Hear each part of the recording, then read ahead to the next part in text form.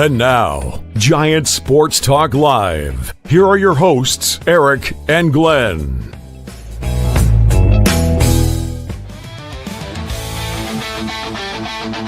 We're talking Giants every day.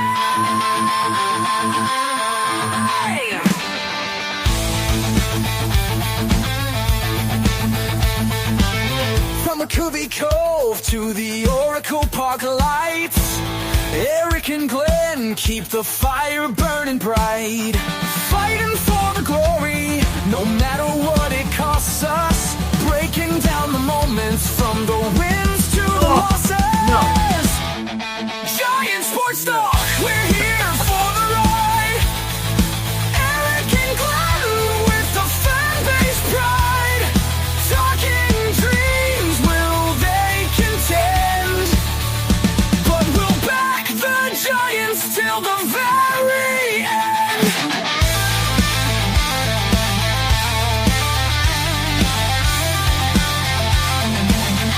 Let's go, Giants! Yes, yes, yes!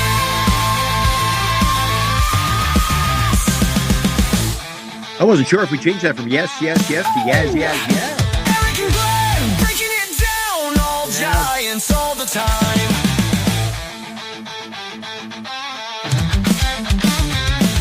Take it away, baby. All right, welcome to Giant Sports Talk Live, here with the post game of the first game against the Philadelphia Phillies, the first of four. Yo, what is going on, man? 10-4, guys. I didn't expect that much of an ass whooping. I was a little bit concerned. Landen Roupp came out and well, he shit the bed in that first inning. It was bad, Glenn. I was concerned, but man, how about this lineup? If it's not one guy, it's another one. And oh, by the way, Jung-Hoo Lee's a bum. He's a bum. It's a joke, guys. It's a joke. Not even nibbling. But anyways, you got some cast of characters that you weren't really doing anything in Fitzgerald and Adames. Yaz is doing Yaz things still. Jung-Hoo Lee, even though he had a down year, the bum struck out 3 times and then I think grounded out another. Good God. I'm trading him. He's up for grabs. Let me hear best offers for Jung-Hoo Lee. Anyways. How dare you talk about one of our guys like that, man? Holy cow. What come over you? Dude, I was watching I watched the first inning. And like you say, it was kind of sloppy to say the least. I was flipping over and I got caught up. I missed an inning or two. I was watching the NBA draft. Did you see my text? I called it, dude. I called it on the show the other night. I called it. I said, Caitlin Chen will be a Valkyrie. Golden State drafted her. I flipped back. And what? He was still in there pitching, dude. I thought they were going to go to the pen. Holy cow. I tell you what, he was off course, but he righted the ship, didn't he? He did. I mean, goodness gracious. The guy a lot of that was self-inflicted. Big time. You know, you got, he's walking guys. He's giving up hits. He's giving up doubles. He's giving up home runs. I mean, I was just like, man, this guy just doesn't have it tonight. It happens. It happens. Wilmer with a base hit. Yeah. I mean, goodness gracious. You had, I think it started with Ramos's double, right? Ramos had a double, and then someone got on base. Who got on base? I can't remember. I can't remember how it all panned out. It was all a flash. And then you got Fitzgerald comes up, hits a 3-run bomb, made it to what I think at that time. I think it was 6-3. And then I think it's in the same inning. Willie Adames goes opposite field. Boom, gone. Yeah. And I tell you, the ball. And here's the thing, Glenn. Before we get into the box score. Citizens Bank Park, you got to be able to hit home runs in Citizens Bank Park. I mean, it's just that ballpark is made for home runs. And if you can't hit home runs in that park, you know, you're doing something wrong. It's just the ball flies there, guys. Yeah, and it's made for the home field advantage. But tonight, the San Francisco Giants look more like the hometown squad, Eric. And like you said before we went to air, you said to me, and dude, it sums it entirely up. Somebody else steps to the plate every night to lead this team. Tonight, Yaz Fitzgerald, number 9, number 1. Jung Hoo, 0 for 5. He carried him in New York. I know. He has an off night. Somebody else bounces in and takes his spot. Correct. Dude, this is a team game, team sport. The San Francisco Giants are doing just that, playing like a team, man. Right on. Armand, our fellow Mets fan. I see Mark, you're out there too. What's up, Mark? Hello, on. Thank you, Giants, for beating the Phillies. Again, he's a Mets fan. That's a divisional rival. There you go. And the Mets won. Congratulations. Hey, Armand, you had a fantastic day today. Same with you, Mark. All right, hey, let's get into this right off the rip, right? Don't we? And then the Mets pitching bounced back too, Armand. That was great pitching outing tonight. And now, today's Giants in review on Giant Sports Talk Live. And There it you starts go. right at the top, dude. You're going to take a look at Yaz kicking it off in look at that, 10-4 game and 12 hits, baby. There you go. Giants approved. Listen to this. The Giants improve to 12-4, 8-2 on the road. Just play all the games. I think we were having a text. A whole bunch of us are texting, and I think it was Dan. Just play every game on the road because they're killing it, man. They're killing it on the road, man. As you can see, Giants are beat the Phillies 10-4. The Phillies dropped to 9-7. Giants 12 hits. With those 12 hits, you got 10 runs, and then Philly had 4 runs on 8 hits. Roupp improves to 1-1. Again, the ERA is a little inflated because, well, he allowed 4 runs in only 5 innings. Still got the win, though. Good on him. And then Walker gets the loss. See, look at that. Look at that ERA. Still at a 2.3 for Walker, even though he gave up, 6? So how about that? That's telling me Walker's been having a fairly decent season. All right, here we go. Tail of the tape, right? This is kind of what the Giants did today to win. Yastrzemski, 2 for 5, 2 runs scored, 3 RBIs. Again, another big home run from Yaz there in the right field. Adames, 2 for 5 with 1 RBI, 1 run scored. That was an opposite field shot. Good to see Willie Adames coming through. Again, he had a nice game today. Jung-Hoo Lee, the bum, 0 for 3 strikeouts. Let it go. Chapman had 1 hit, 1 RBI, only 1 strikeout, but his at-bats are kind of just, they're not very competitive at-bats. We could talk about that. Again, it's just something we could talk about. I'm not saying he's a bum, but I'm just saying. Oh, no, but you called Jung-Hoo Lee a bum. Come on, man. Yeah, that's right. He's a bum. He's on my freaking fantasy team, so he's a freaking bum. There you go. Okay, here we go. Wade, 0-4, but he had 2 walks. He had 2. Okay, I'll take, dude, even though he's batting a $109, at least he took 2 walks, right? It's not sustainable, man. Not sustainable. That doesn't turn around. They got to do something. Flores was 1-4 with 1 RBI. Bailey 1-4, 1 run scored, and then the player of the game, Tyler Fitzgerald, 3 hits, all 3 of them extra base hits, a home run, a triple, and a double in that order. He was 1 single away from hitting for the cycle, man. The easiest of the foursome there. Easiest. Boy, you could have done it. Unbelievable. And look what the Giants did with the runners in scoring position. 5 for 9. That a boy. 5 for 9. That's taking care of some business here, guys. Taking care of business. Backman Turner every day. Drive. There you go.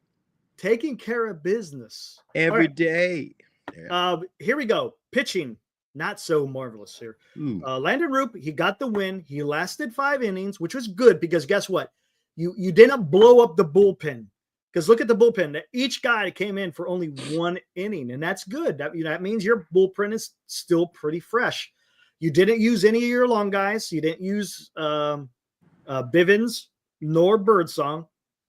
And you use some of your high leverage guys there, except for Duvall. But Duvall looked good, man. Hey, we'll talk about that. Anyways, Roupp, 5 innings, allowed 6 hits, 3 walks, 8 strikeouts, allowed 4 earned runs.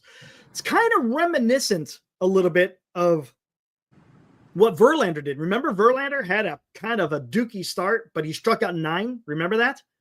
It was his last start there in Oracle. So yeah, it kind of reminded me of that, except it's just one of our young guys doing this.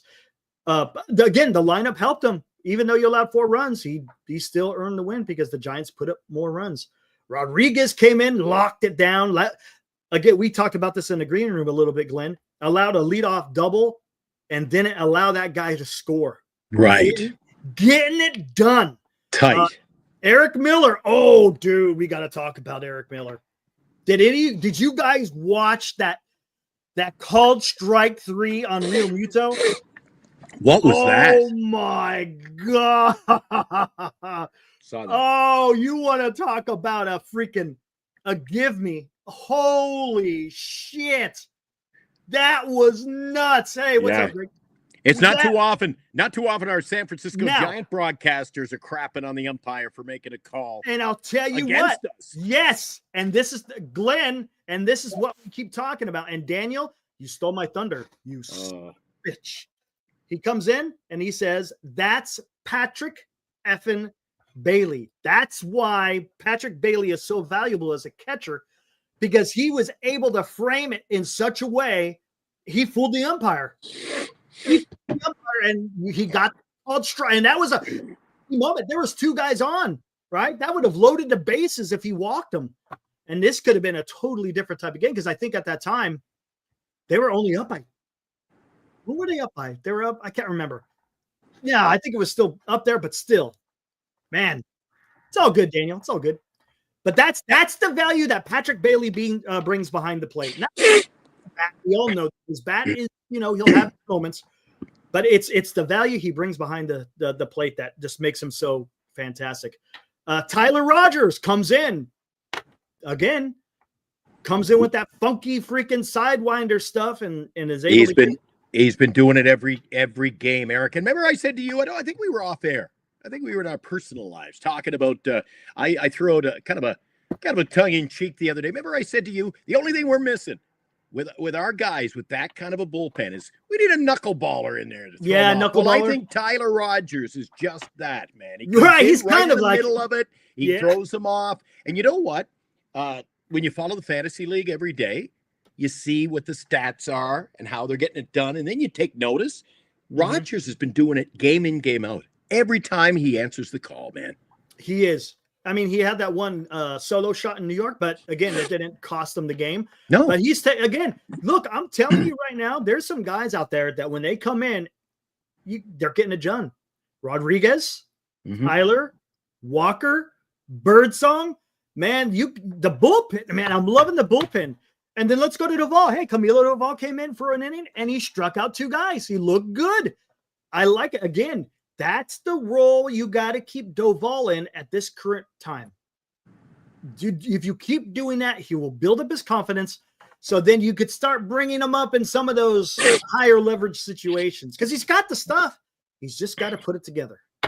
All right. Now, you're on such a positive tonight. I am. Somebody, LD said, come on, Glenn. You still got to miss in the playoffs? I do. That's right. I do. Because I think over time, look at tonight's game, Eric. We won 10-4 is quite handily. 10-4, we handily won that. We took care of business. We got lucky, Eric. We got lucky in tonight's game. You talk about that strikeout, that phantom strike. Just a pitch or two earlier, he missed giving the Phillies the lead by a hair, a whisker. Yeah, I know. He crunched it around the pole, dude. So it seems like every game, if it's we strike out 17 times, Eric, we win. We scave off, trouble, we win. But I still maintain that when you've got guys batting 195 and 109 and 179, it's gonna catch up, Eric. You can't win on these lucky, and pitchers are gonna have off days, Eric. We're gonna have our streaks. We're good and bad this year. So I still think the competition. Remember, you're fighting. This is a team that would fight for. This team isn't winning the division. This is a team I think that's going to fight for a wild card. Yeah, I would agree. But they're going to be tough. Just look at the 3-team race we've got here in the National League West. Then you've got to look at the other divisions to make the wild card. Just to make the wild card, Eric. It's going to be tough, but I like the way they're playing. What's up, Ryan? Especially when they win on the road. That is the key to this. And I'll tell you what, so far. For this game, I don't see the thing. Okay, if you want to say luck, yeah, that pitch with Miller, I agree. But everything else, I mean, a home run, a triple, and a double by Fitzgerald. I mean, you're just putting the bat on the ball. You're freaking getting some good contact.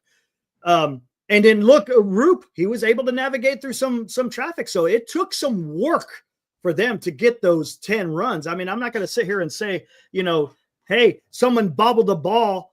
I think if you want to say luck, you had that one Tyler Walker when he's trying to field the ball, trying to turn that double play, throws it to the second base, but he throws it into center field. But that's the beauty of the game. Once you put it in play, you have to execute as the defense. And sometimes, especially with the pitcher, if you're going to try to go to second base, if you're not skilled in being able to throw it, because it's a little bit different than throwing it to first base, and you freaking wing that son of a bitch, well, guess what? You got to take advantage of it. The guy's still got to hit. The guy's still got to make contact and get stuff done. So I'm liking what they're doing right now. Eric, it balanced out tonight. But again, I'm gonna take the win. Look at the sixth run inning. Mm-hmm. Second inning, we put 6 spot on, Eric. 6. How did we do that? Eric? Same situation, but we got lucky. Their pitcher had a double play ball in his hand, and he threw it out into center field, dude. He did. That's the game. We're taking care of breaks, man. But that's the game. That's the point. Is in baseball that happens. That's not out of the realm of possibility. That's the beauty of this game. And then like Dean, what's up, Dean? Good to see you. You throw out Lamont Wade Jr.'s name. He's still a thorn in my side, man, batting 109. He had a couple of walks today, so you can say, well, he got on base. But, dude, that's hurting this ball club. Yeah. Well, hey, again, 1 through 9, you're not going to have 300 hitters 1 through 9. You can. I sure as hell hope we don't have 109 hitters all year. I hear you. Well, dude. I think they're going to give them time. Again, and remember what I said. It's early. Look at what Fitzgerald, what was he batting? 140 something. One game, and now he's almost batting 300. It's very the batting averages are going to fluctuate greatly right now. That's just the way it's going to happen. Yep. There you go. Exactly. Christian, hey man, I think he wanted to join. If you can, we'll throw the link out here in a little bit, Christian, if you're ready to go. There's something. Oh, I'll tell you something. Senior made a great point very early before we even started the show. You talked about how this is the same team, right, as last year, with the addition of Willie Adames. Remember we talked about that, right? It's the same thing. But what's the difference? The difference is Buster Posey is leading from the front, so to speak. He's out there. Posey effect, right? And that's we could say that, right? Right now, you could say there is a Buster Posey effect, and it's fantastic. I love it, man. I freaking love it. This is what I was expecting. Look, I'll say this again. He still has to work on his ability in wooing players to San Francisco. We're going to see how he does as far as trades are concerned when the trade deadline. We're going to see how well he does with the draft when the draft comes around in the summertime. But man, for all I'm watching right now, dude, I'll take it. I'll take this, man, because we were all over the place. You, me, Dan, last night of the hot corner. How the hell a team with this record we got on the topic last night of the trade deadline? I have no idea. but I said, Eric, if this team is not going to make the playoffs, and you're pretty sure of that at the trade deadline, dude, I'm trading everybody I can, building for the future. I think the future is still a ways away if we don't, because look at the pitching staff. I brought up in our trade talk last night, this pitching staff won't be here in a year or maybe next year. You're going to see Ray is going to falter and be gone. Verlander, I sure as hell hope isn't coming back. So there is a need for pitching, Eric, in this team. I want to see Bird. How long do we got to wait to see Birdstone get a start? He'll get it. He'll get his opportunity. He will get his opportunity. What's up, PMG? What is up, man? Hey, Mitlab's in tonight. Wow. Yeah, I see Mitt. I see a bunch of guys I've seen in the past. I seen Maxwell. Where is he? Yeah, Manuel. What's up, Manuel? Dude, I haven't seen you in a while. Dude, see what happens when the team wins? Take a peek. Dude, I Look at tell the- you what, look man. at the numbers. People are tuning in tonight, baby. Well, dude, I'm telling you, and this is good because now I think people are starting to see that the Giants are for real. Yeah. We could. I think we could say that. This is not a aberration. This is for real, man. We're talking about a 12-4 team right now, guys. I mean, this is pretty damn. It's the road. It's the road, Eric. Winning on the road is that's the beauty of this team so far in 2025, man. Yeah, absolutely. 100%. Dude, I'm telling you. Winning on the road and taking advantage of these smaller ballparks, man. They're doing the job. Hey, it's fun. I think they're going to falter from time to time. Again, with this lineup, the way they're hitting, I think it's going to balance off a bit. You're going to take your lumps, but if we can keep finding ways to win, dude, this is great. Keep winning, and maybe we could flirt with the number one spot. We were up there for a day, Eric. And when we take a look at the out-of-town scoreboard, the other teams keep on winning in our division, so you got to keep winning. You got to keep pace. Exactly. It's right here. There you go. What's up? Orange Man is out there. What is up, Orange Man? He goes, what's our email? There you go. GiantSportsTalkLive@gmail.com. Caesar, what's up, dude? Dude, I'm telling you, I'm loving what I'm seeing. I'm liking it, dude. Hey, before we go any further, hell with it. Let's keep going. A lot of people want to talk Giants. I don't want to bore everyone with the out-of-town scoreboard. We'll do that a little bit later. How about that? Well, the Padres and the Dodgers are winning. So are they? Oh! Padres just ripped it open. They're up 6-3. There we go. Hey, I tell you what. You guys want me to? Hey, you guys. Dodgers are up 4. Dodgers are up 4-1 in the bottom of the 6th, Eric. But they've got the sacks full, so they're ready to rip that thing wide open. Gotcha. You guys. Not overly. Holy, but you know what? The out-of-town scoreboard, Eric, today. I can't wait to get into it. A lot interesting. See, Tampa scored 16 runs. They were up 14 to, I think, nothing in the second inning. Tanner Houck. Ouch. The Braves come up with a win. The pitching from Clay Holmes tonight. Armand's excited. He finally put a great start under his belt. And the Cardinals have turned it around. There's some interesting scores today. Scooble was on. Skeens was on. Of course. Dude, some good games out of town. I was flipping around. So much to watch on the TV tonight. If you got the MLB package, you were well entertained. Yep. I tell you what, Manuel, you make a great point because over the last few years, the Giants have been atrocious, almost leading the MLB in errors and defense. And there you go. Look what he's saying. Currently, right? Still early. Mm-hmm. I don't agree with Robert Rothberg as usual. Robert Rothberg says the Giants have enough offense. I don't think the Giants have enough offense. They're a bat or two away, Eric. They're at least a bat away. I would love to have that one more middle of the order bat. That's all. That's all I ask. And look, can the Giants still win without him? Yeah, sure. The Giants are doing it right now. But yeah, that would be something, man. You ask because he doesn't like me. You ask Robert Rothberg if he thinks we'll be competitive down the stretch with Lamont Wade Jr. batting 100. He says we got the bats. I don't see. Geez, he left his bats. I think in Houston because he ain't doing nothing. Bailey's a weak hitter. Chapman, holy crap, a 179. Dude, don't say we got the bats. We're getting it done. We're winning ball games. So be it. But we don't got the bats, Eric. And that's another thing I see. Mitchell, he says Chappie at the 4 has to be fixed. I would agree because did you see they went back to their original lineup today? Flores dropping way down like an anchor, and he's hey, what are you and I? You got Chapman back in the cleanup, and you have Flores. And again, you know what I think they did that for? Because they're facing a lefty. So they thought maybe since Flores has been killing the ball and he's going to go up against the lefty, maybe he would have been able to do some. He didn't do nothing against that lefty. Not a damn thing. That's right, Dan. That's right, Danny boy. That's right. That's right. And I told Dan on the show last night, I said, he's a UConn fan. I said, there's not a doubt in my mind, Dan, who they're going to draft. And who did they draft? I called it. Dude, I jumped off the chair when they called. Oh, great. And now, a Giant Sports Talk Live scoreboard update. I'm fired up, baby. Let's do this. Let's go. Okay, now let's see. Perfect segue into the out-of-town scoreboard. Beauty. Bottom of the 7th. We'll get to these real quick, guys. Cubs down by 3 against the Padres. What is this? The bottom of the 7th. Oh, they got a guy on second and third with 1 out. Maybe they're going to put on some more. Again, Padres playing some. Look at that at home.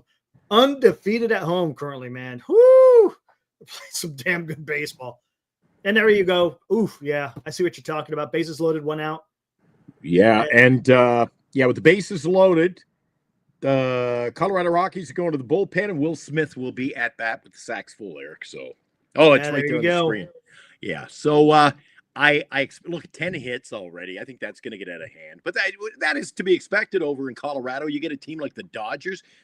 I can't, dude. If we hit like this, I can't wait to play in Colorado. Let's play. No, I think they're playing in LA. They're playing in LA. I know. Oh, yeah. You're right. But I can't wait to play in Colorado with this team. Woo! Yeah, we'll see. Pirates put a spanking on the Nationals. We beat them 10-3. Again, guess who was on the mound for the Pirates? Mr. Paul Skeens. Yeah, I was watching a bit of that game. Did you notice, Eric?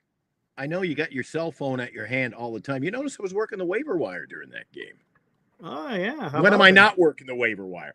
Let's move down. We talked about the Giants. We'll get back into that chat in a few minutes' time. Hold on real quick. Let's talk a little Paul Skeens. You want to see something weird? You want to see something that looks absolutely insane? Check out this pitch. The sidewinder. Oh, the sidewinder. Again.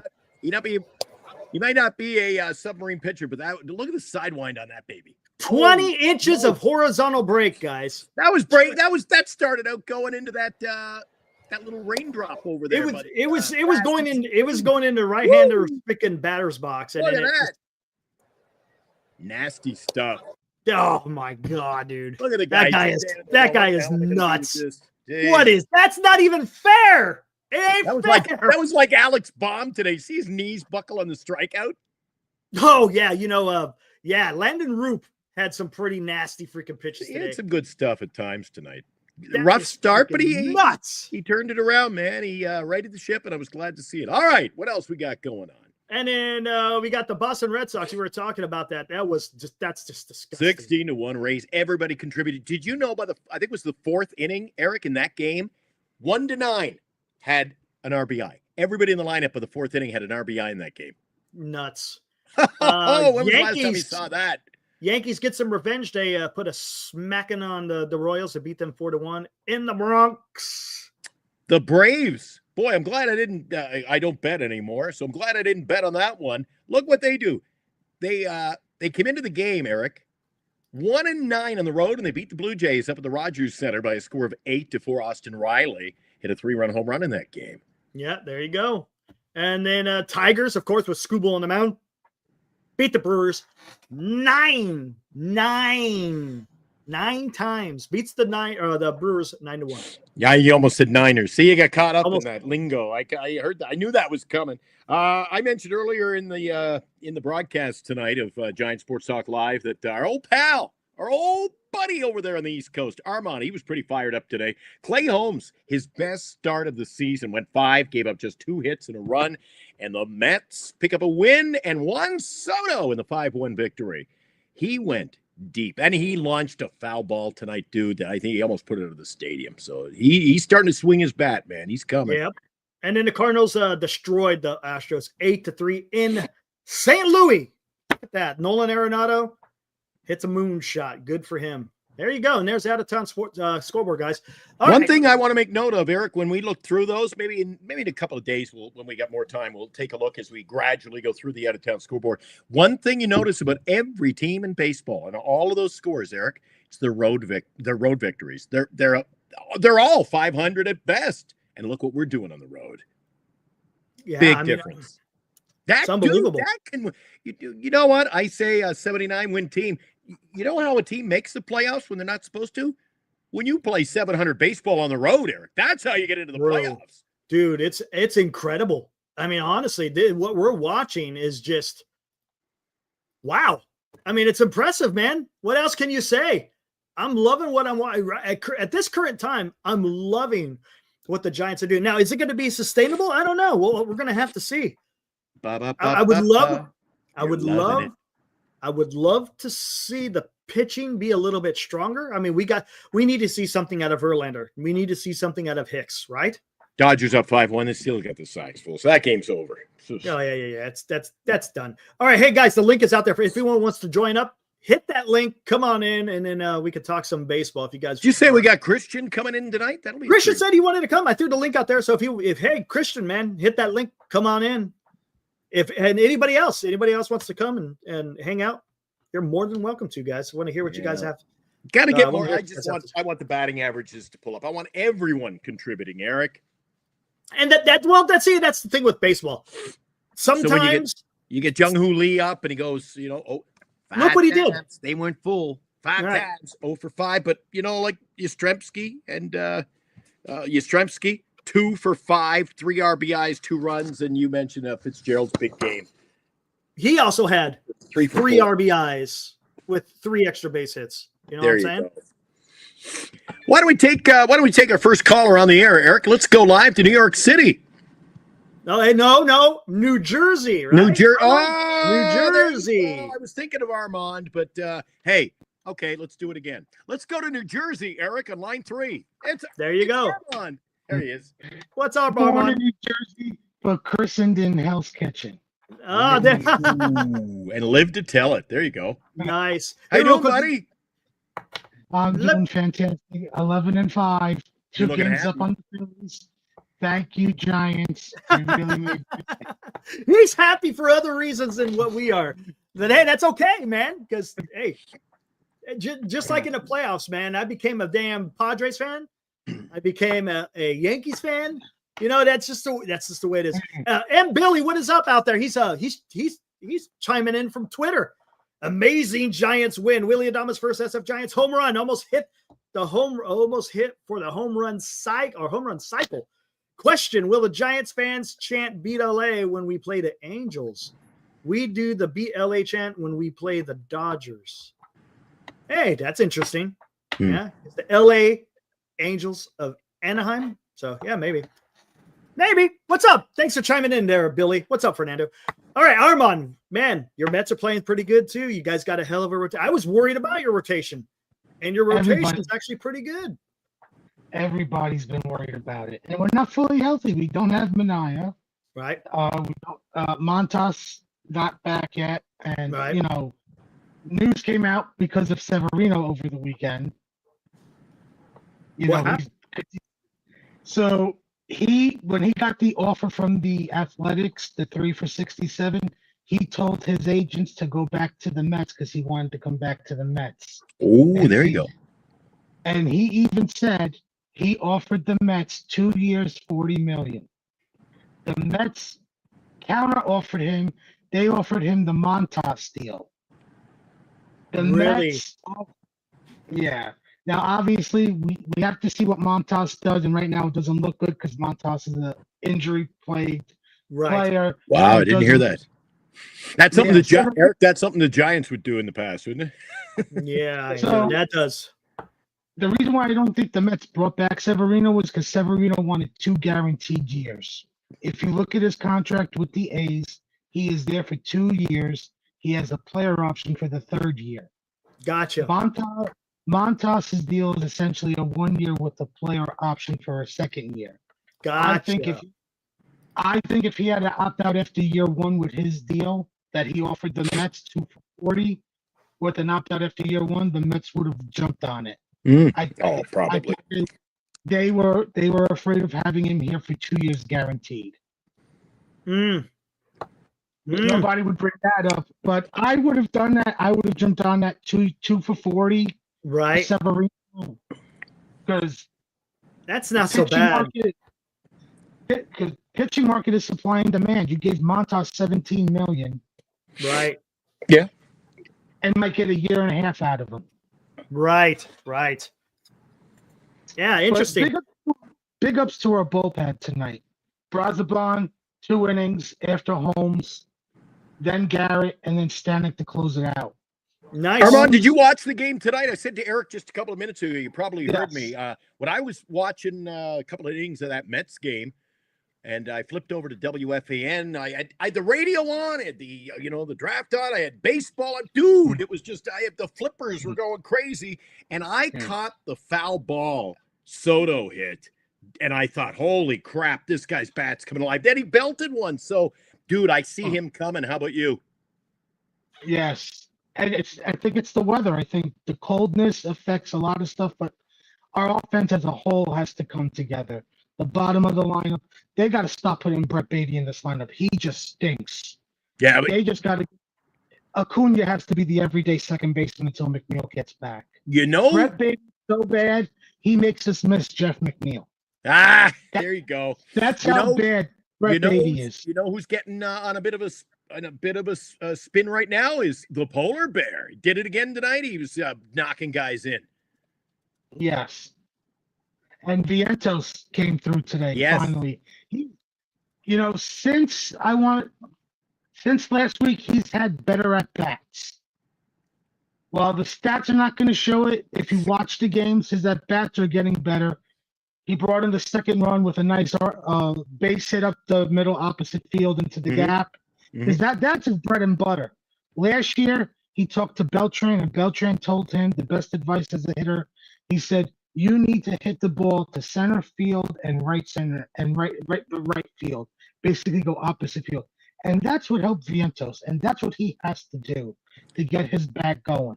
And you know what the Mets were doing tonight? And, I don't profess. I just happened to catch a few innings while I was flipping around. I got caught up in that game. It looked good because the pitching was great for the Mets.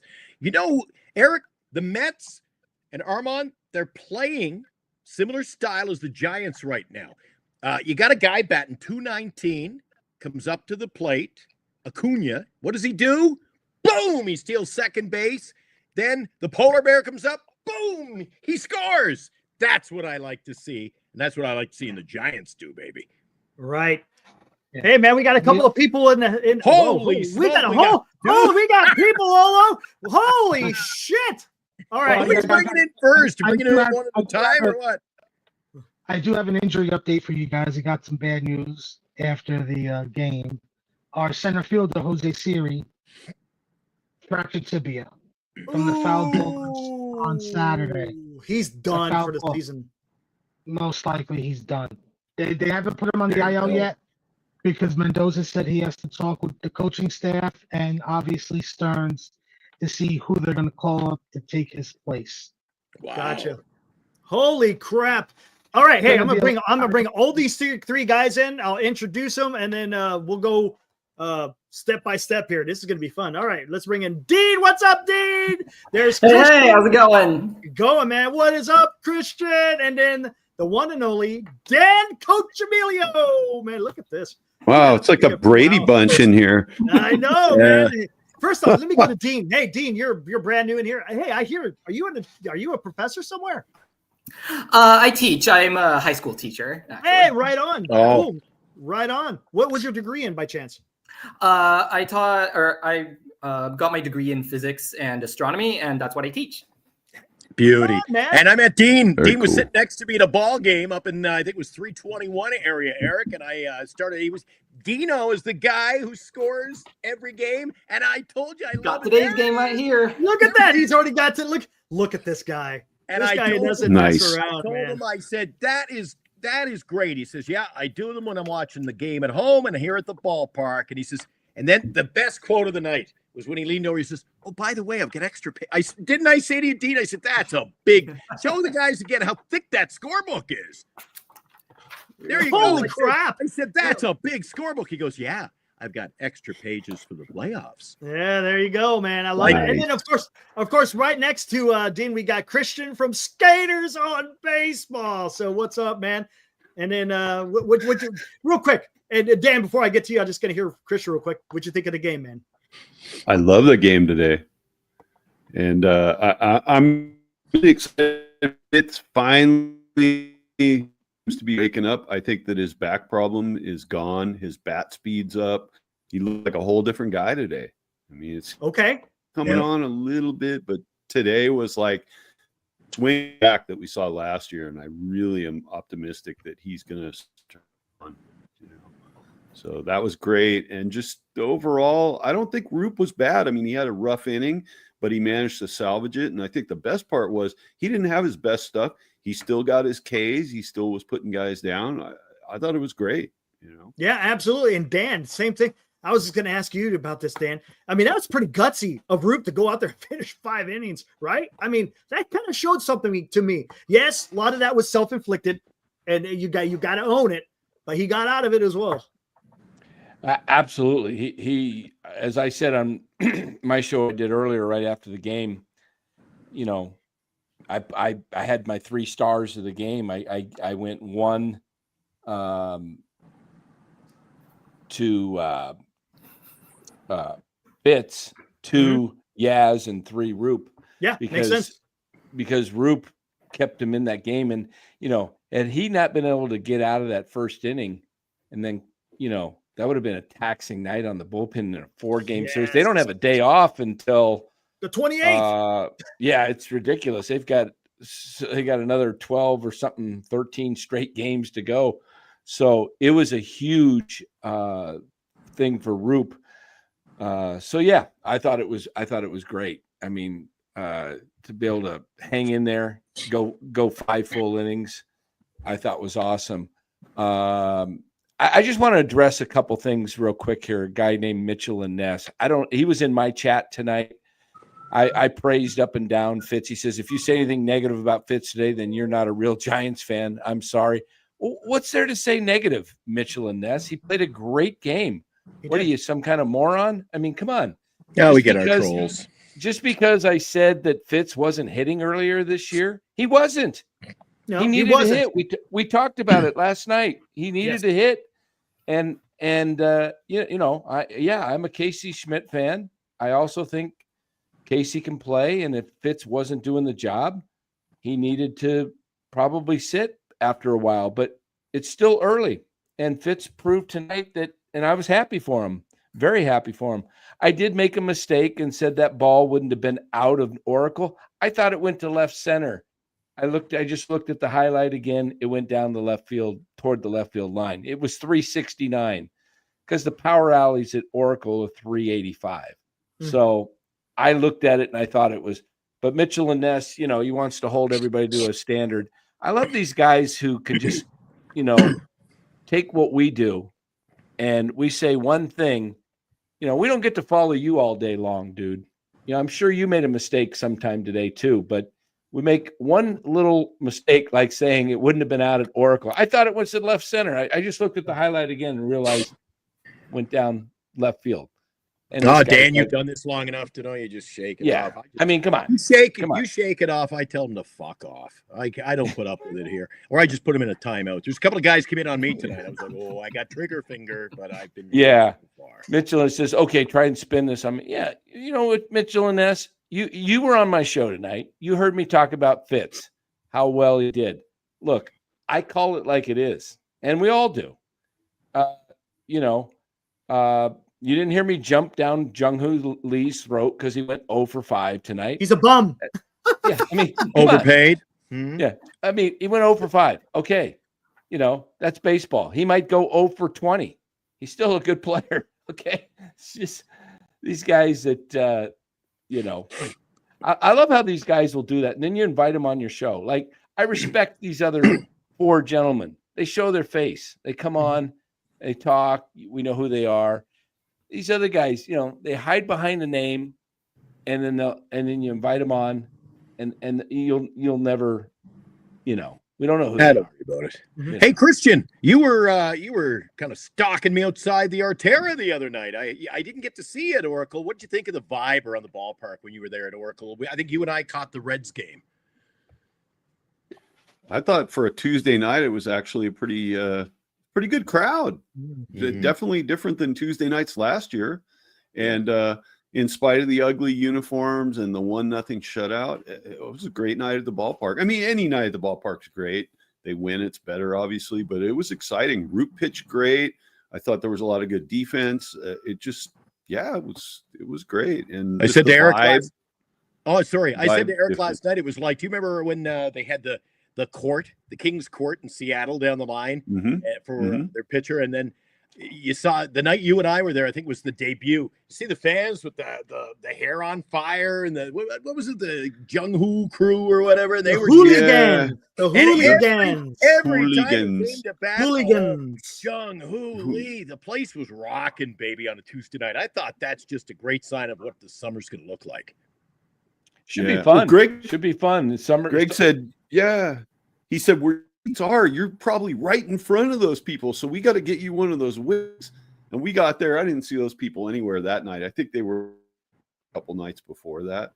But hey, you know what? People want fan clubs and do little great, man. It just brings more of a good vibe to the ballpark. It's Yeah. fun, you know.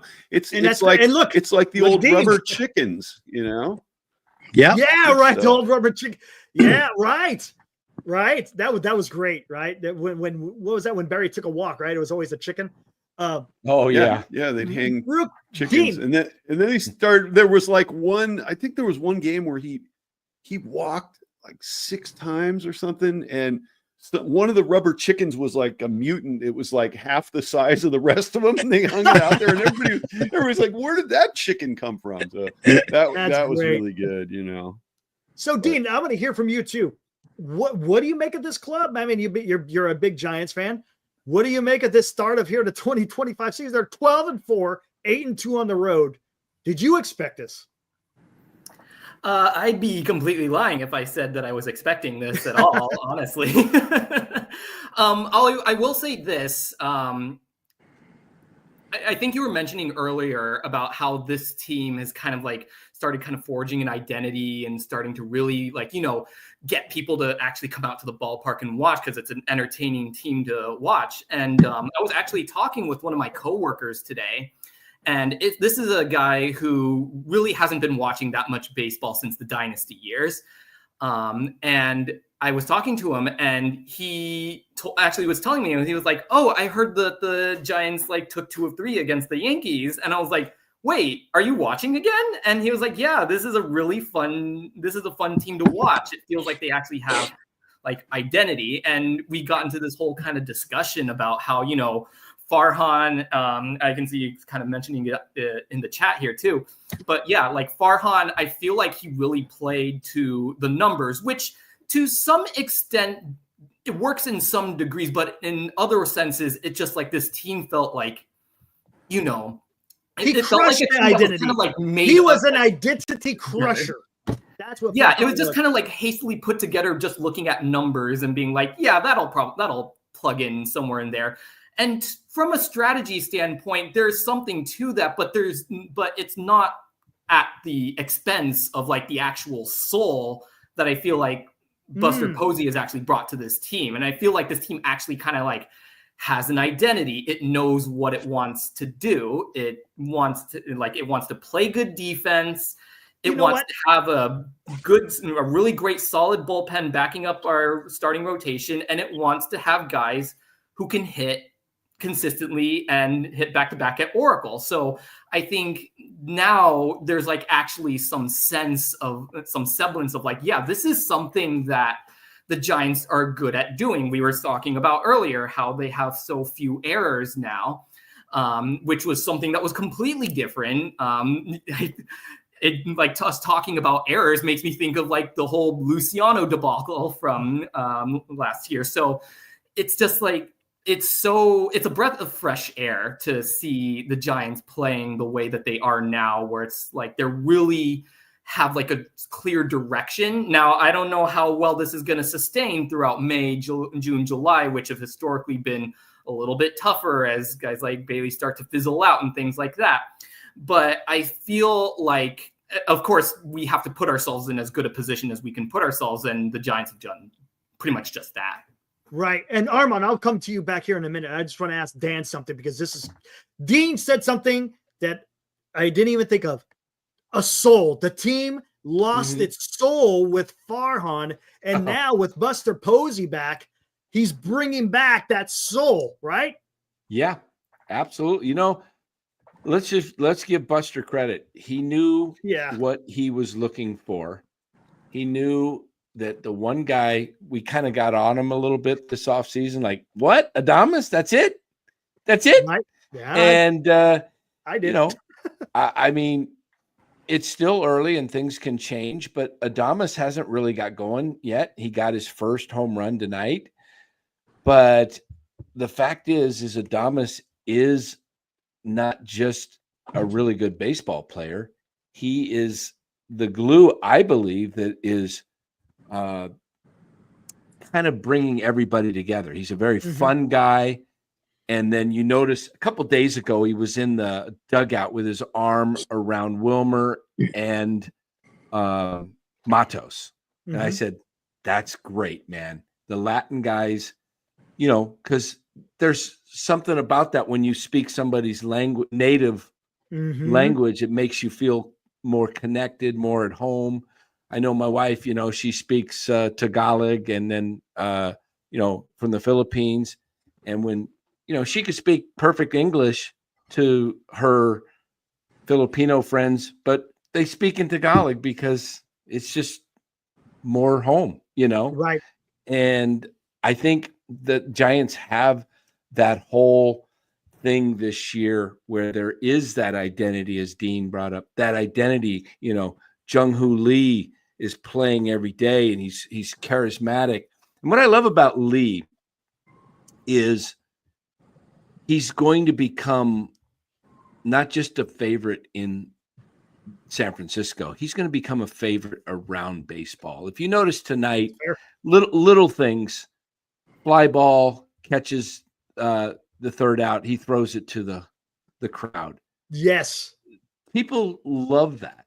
Yep. A lot of visiting players. I've seen visiting players juke guys. They'll pump fake it like they're going to throw it to you, and then they pull it back because they want to egg the crowd on.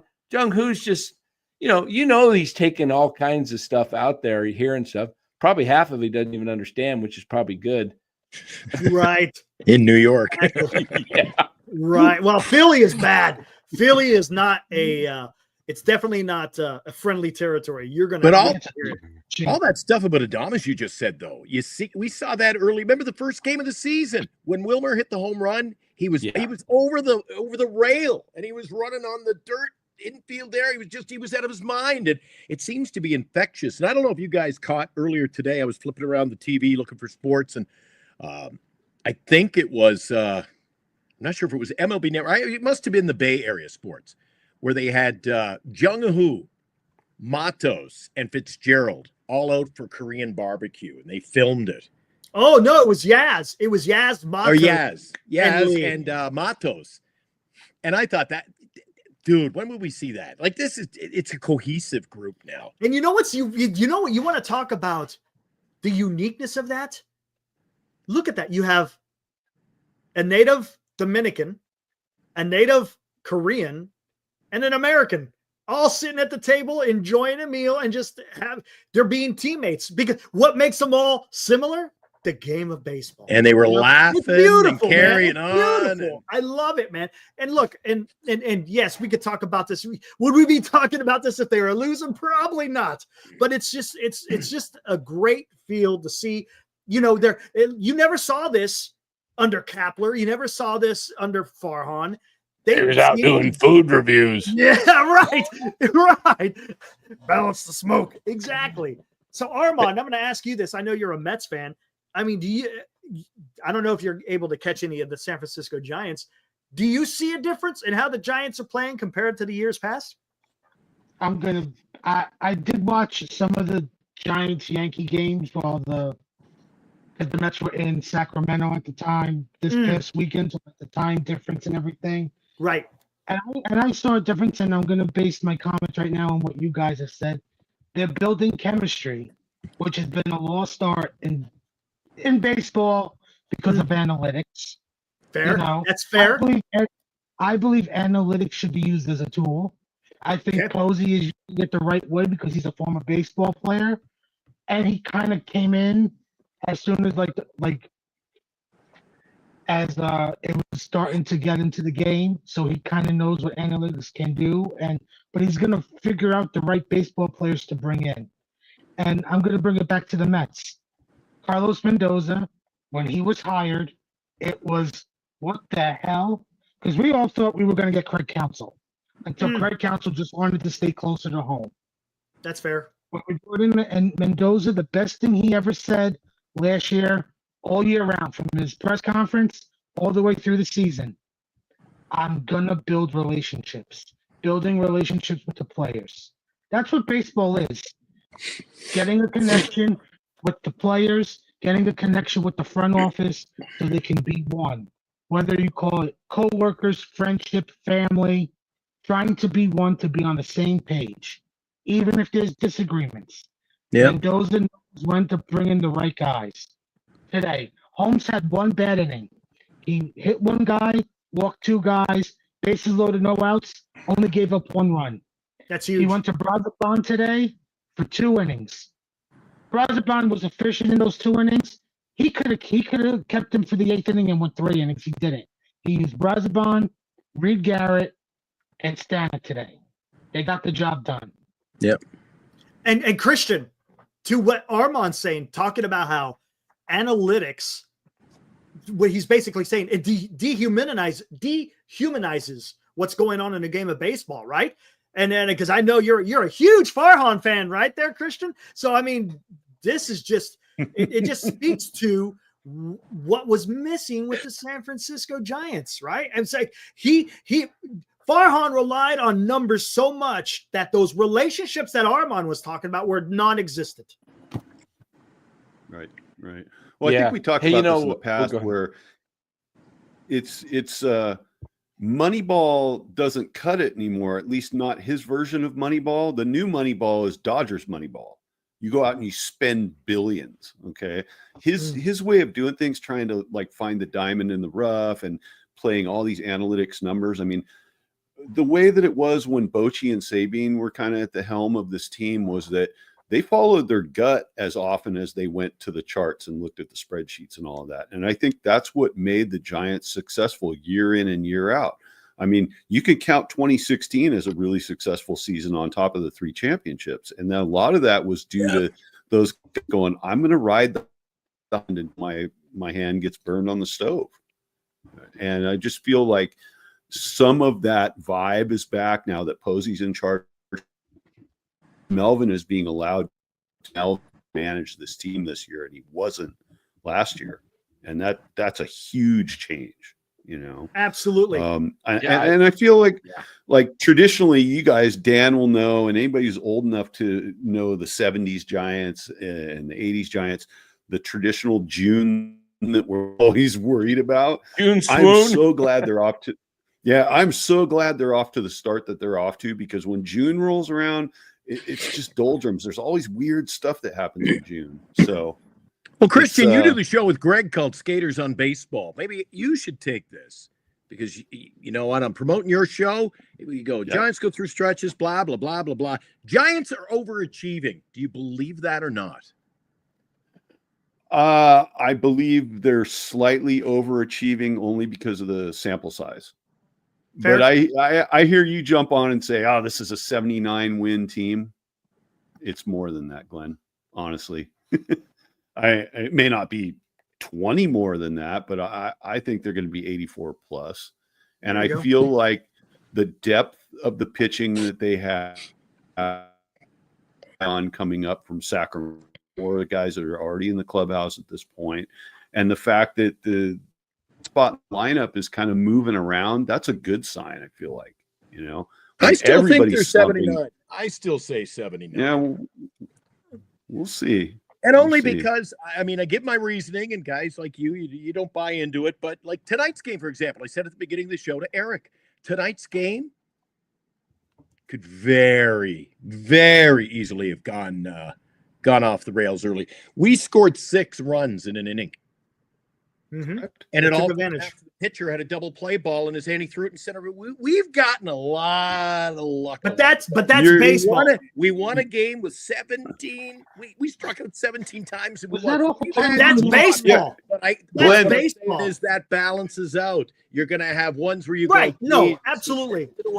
should have won. So I think things over time, larger sample. So I think it'll balance. Well, yeah. Look what happened with Webb. He went out there, went 7 innings, struck out 10, and didn't even get a win because they scored no run. It's baseball. All right, Dan, I know you were trying to say something. What you got? Oh, I was just on the win thing. I had him originally. I was looking at 83, 84. Night before the season started, I looked at things a little different. And I said, I think this is an 86 win team. Now, I kind of strategically said 86 because if they come in at 83 or 84, I'm pretty close. And if they come in at 88 or 89, I'm still pretty close. Nice. So I Nice. I do think this team is much more together. And I think, that is a huge thing. When you've been around, whether you're in a ball club, whether it's a singing group, whether it's the military, whatever, you're in a band of people together that you got to function and work together. If you don't have good camaraderie, it isn't enjoyable. Right. You got to go. And if you're in a ball club where you're enjoying each other and you're enjoying the environment itself that's being created, like I've talked to some of the players, and the ones I've talked to have said they just want to know where they stand. They just want to know, look, if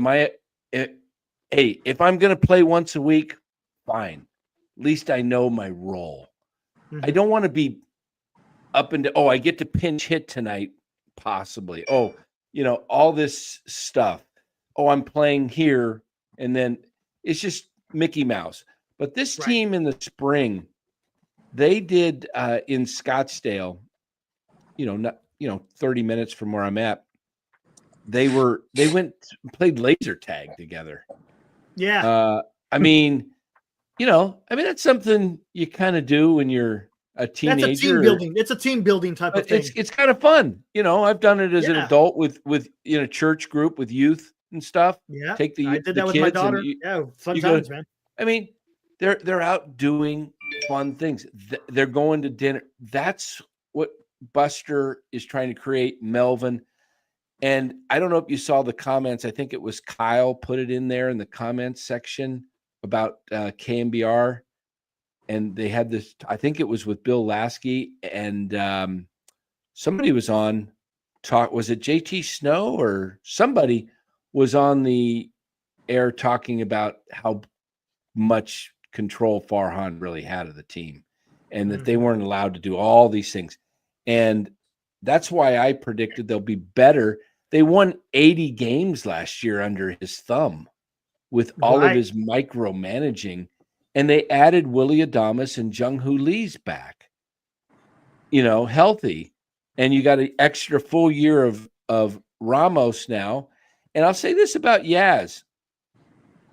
I believe Yaz is playing for his career this year. And why do I say that? Brandon Belt in 23 had an OPS of like 8-something. Hit 19 homers. Nobody offered him a contract. Nope. And he was out of baseball. If Yaz hits 220 this year and does 15 homers or whatever, 220, and has an OPS of 725, you think he might get a contract next? He's probably going to get a minor league deal from somebody. Probably. He's got a chance to get a 1 to 2 year deal that might pay him $25 million for 2 years. Somebody, if he has a big year, somebody might say, you're going to turn down $25 million?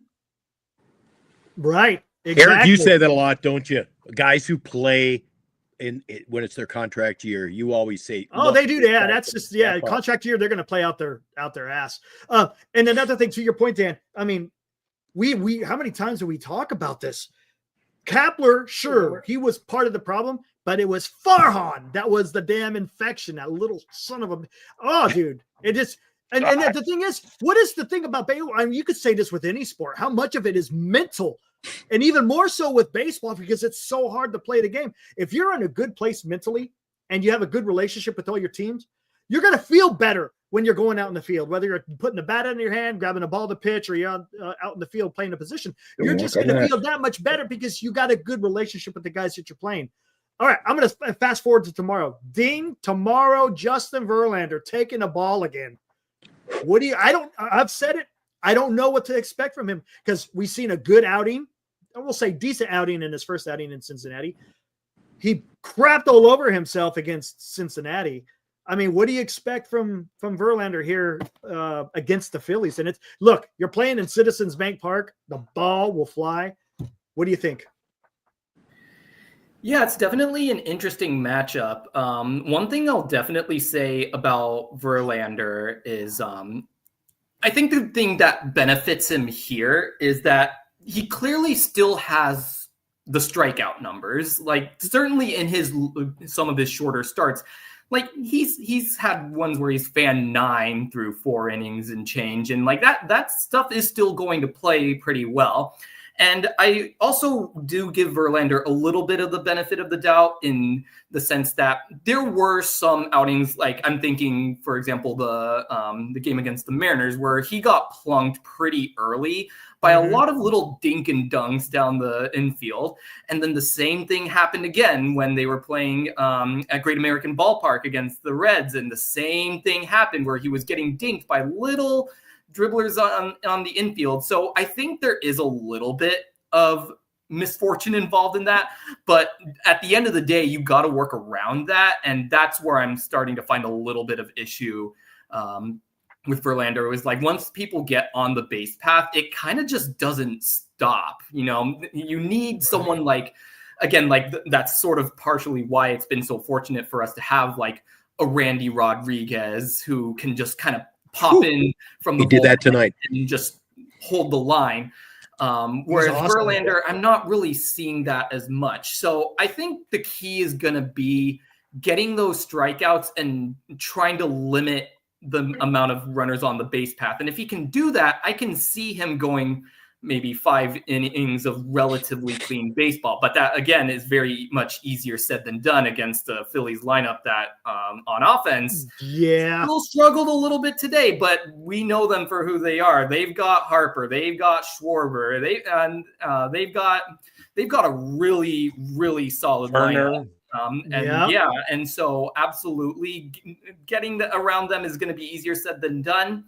So, you know, that's really what it's going to come down to is can he keep the strikeout numbers going and keep himself out of trouble?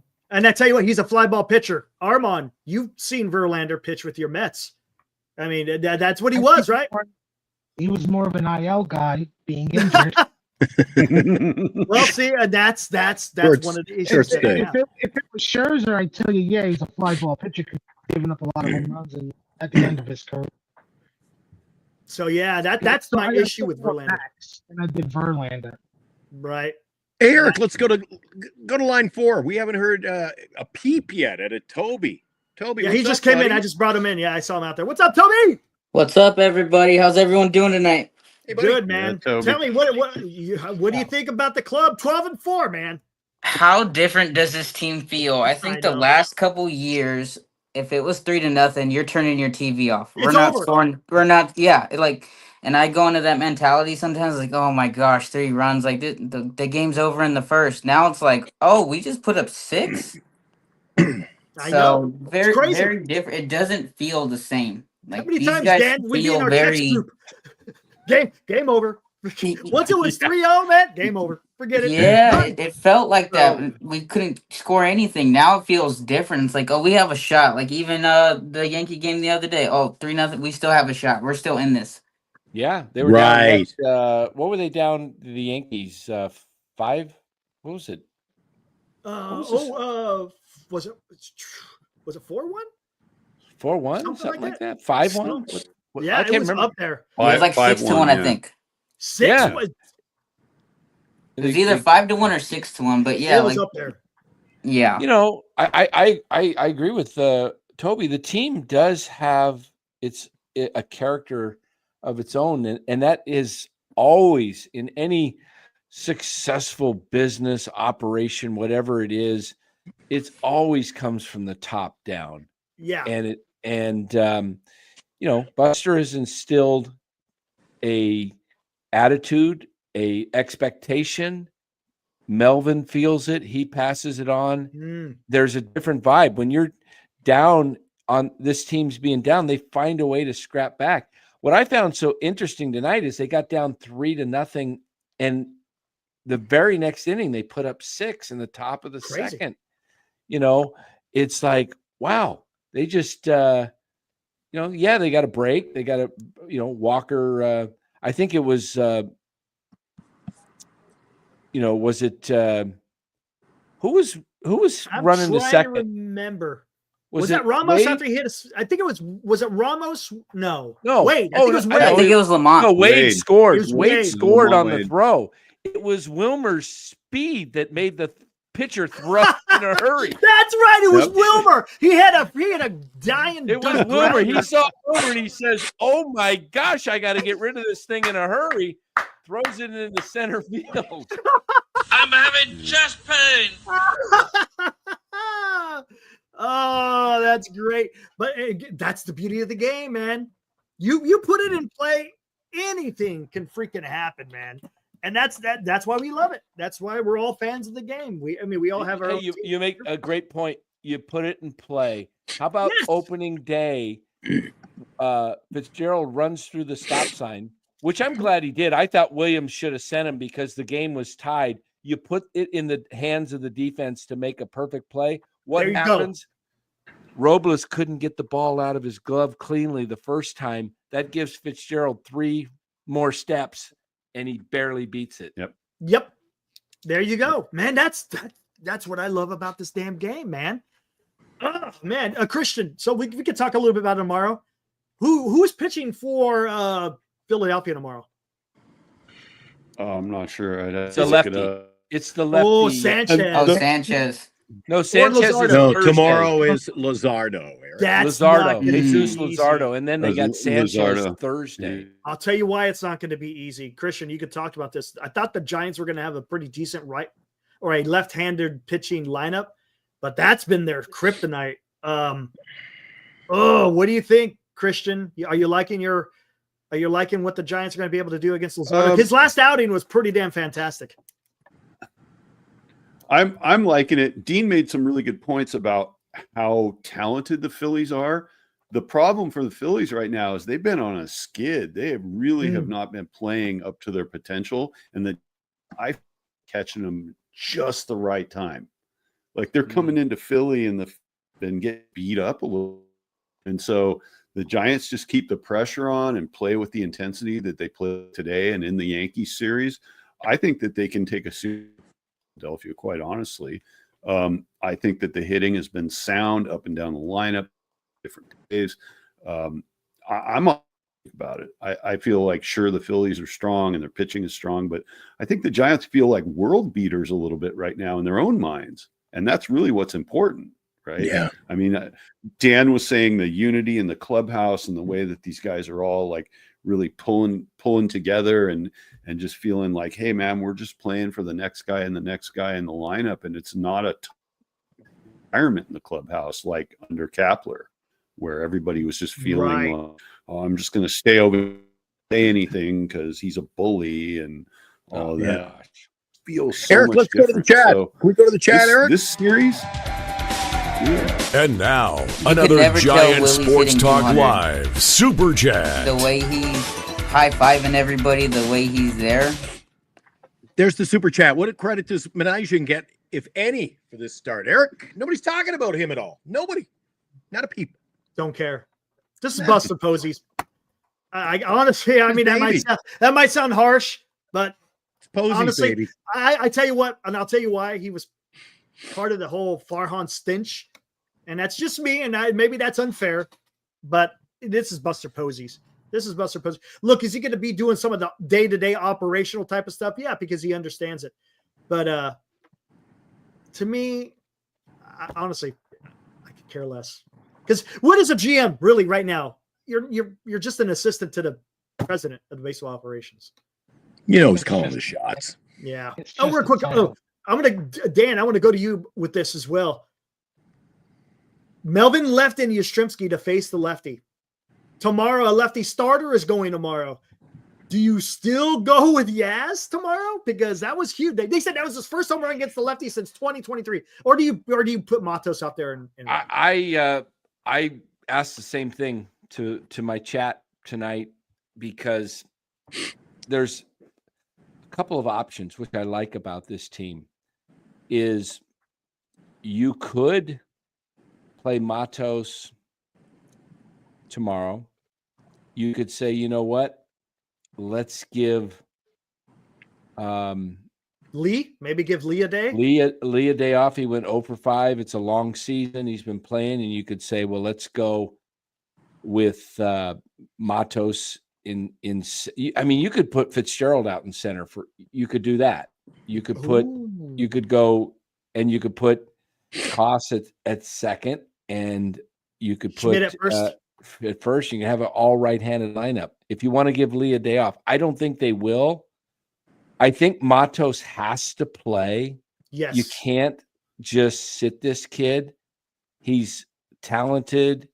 He is not getting into a rhythm because you're only seeing lefties 1 out of every 4 games, roughly. Correct. And Dan, this bench is giving you options. The managers get options because so many guys are in, you can integrate them all over the place. You just said Matos. He can play right or left or center. You got so many guys like Fitzgerald who can play second, short, third. You can give days off and use your bench. Why not? Why not? To say a guy's hot and then you turn the question, do a 180 and say, when do you put them in? So I think tomorrow's a great day to do that. Yeah, I don't know. I mean, Bochy always had a belief that if you hit a home run, you play the next day. You play the next day. Yaz hit it off of a lefty. He smoked it. He's hitting well right now. There's a theory that kind of like Wilmer, you don't want to play Wilmer in the field because you want to keep him healthy.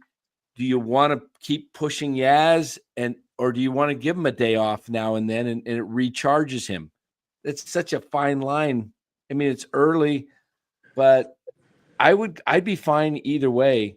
I just want to see Matos in the lineup because I think the kid can hit, and I think he just needs to have that opportunity. And if you don't pitch him, put him in against lefties, when are you going to play him? Right, and here's the thing. Here's the numbers on Lozano, guys. Real quick, he's 2-0, a 1.5 ERA. It's early, 18 innings pitched. So he went. Well, he's got 3 games that he started, so he got 18 and 25 strikeouts. His WHIP is a straight 1.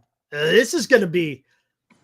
It's going to be a tough one tomorrow, guys. And it's going to be interesting to see what Bob Melvin decides to do with the lineup. I didn't mean to interrupt. I'd like to see, Eric, I'd like to see Matos in left almost a day off, actually.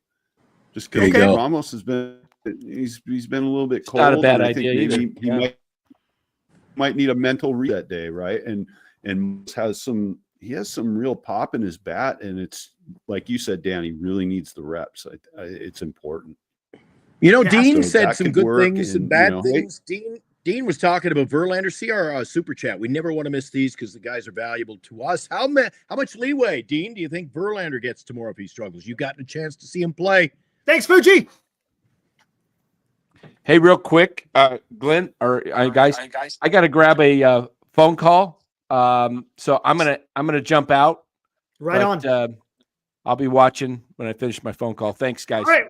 Right on, Dan. Good night, Dan. Yep. Hey, right on. Go Giants. Buddy. Let's get it Yeah, done. buddy. Woo! All right. See you, Dan. All right. There was Dan, Coach Amelia from NorCal Sports Network. Right on. So, Dean. Thanks for popping on, man. Dean, you take that one. You've had a chance to see him, and you had some comments on him earlier. Tomorrow, how much leeway Verlander? He's in trouble early. Yeah, so the fan in me wants to say that he doesn't get that much leeway, but I feel like realistically, as kind of like pretty much the elder statesman of the sport, this 42-year-old guy, I feel like, and also with it still being mid-April, let's be realistic still here. I still feel like Verlander does get still get a good amount of leeway, even if he does struggle tomorrow. I think though, this is going to be where like we're going to have to actually really start getting some looks. I mean, like the proof is in the pudding. Birdsong has been absolutely insane out of the bullpen. I don't think he's given up any runs yet, and he's been just striking people out left and right. So ultimately, yeah, I think the long-term solution is, of course, let's get Birdsong into this rotation. Now, how he gets into that rotation, I feel like for what's most likely going to happen, in my opinion, is not going to be Verlander getting taken out of the rotation. Even if he does struggle a lot, I just don't really see that happening, much as some of us may want him to, take a step back and kind of, really embrace that role of maybe just being kind of a mentor as opposed to just like the guy in the rotation. But so what I really think is going to be more likely to happen is that his Birdsong will probably get in either via Hicks being demoted to the bullpen, or when inevitably somebody in the rotation ends up on IL, because, you can't, it's very unlikely that all 5 of them are just going to completely Iron Man the entire season. So that's what I see happening. So ultimately, long answer short, I feel like Verlander still gets leeway, but as unhappy as that might make me as a fan to see him, struggle for what's ultimately a 4th game in a row. I mean, his only real clean game was our first loss against the Reds, where that wasn't like entirely on him, but the other 3, definitely not super excited to see what I've seen. But I mean, I'll still give him credit for giving 7 2/3 in his last start. I'll still give him credit for getting 9 strikeouts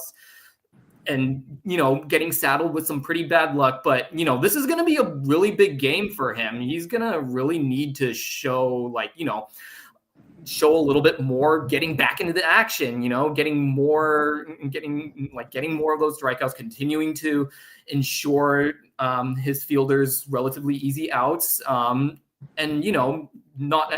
just rely on the stuff that I know is there. So I don't know. We'll ultimately see how it goes, but I still think that he's gonna ultimately get quite a bit of leeway. Eric always says pitching and defense. Pitching and defense will win you your fair share of ball games. And we haven't seen a clean game from him. So hopefully tomorrow might be the first. Let's hope. And what better place than tough place? It's not easy, because that's a home run hitter friendly ballpark, right? Armand, you've watched a lot of baseball. Okay, go ahead. I was just going to ask Armand to keep on the same note. You can jump in, Eric. Armand, talking about pitching.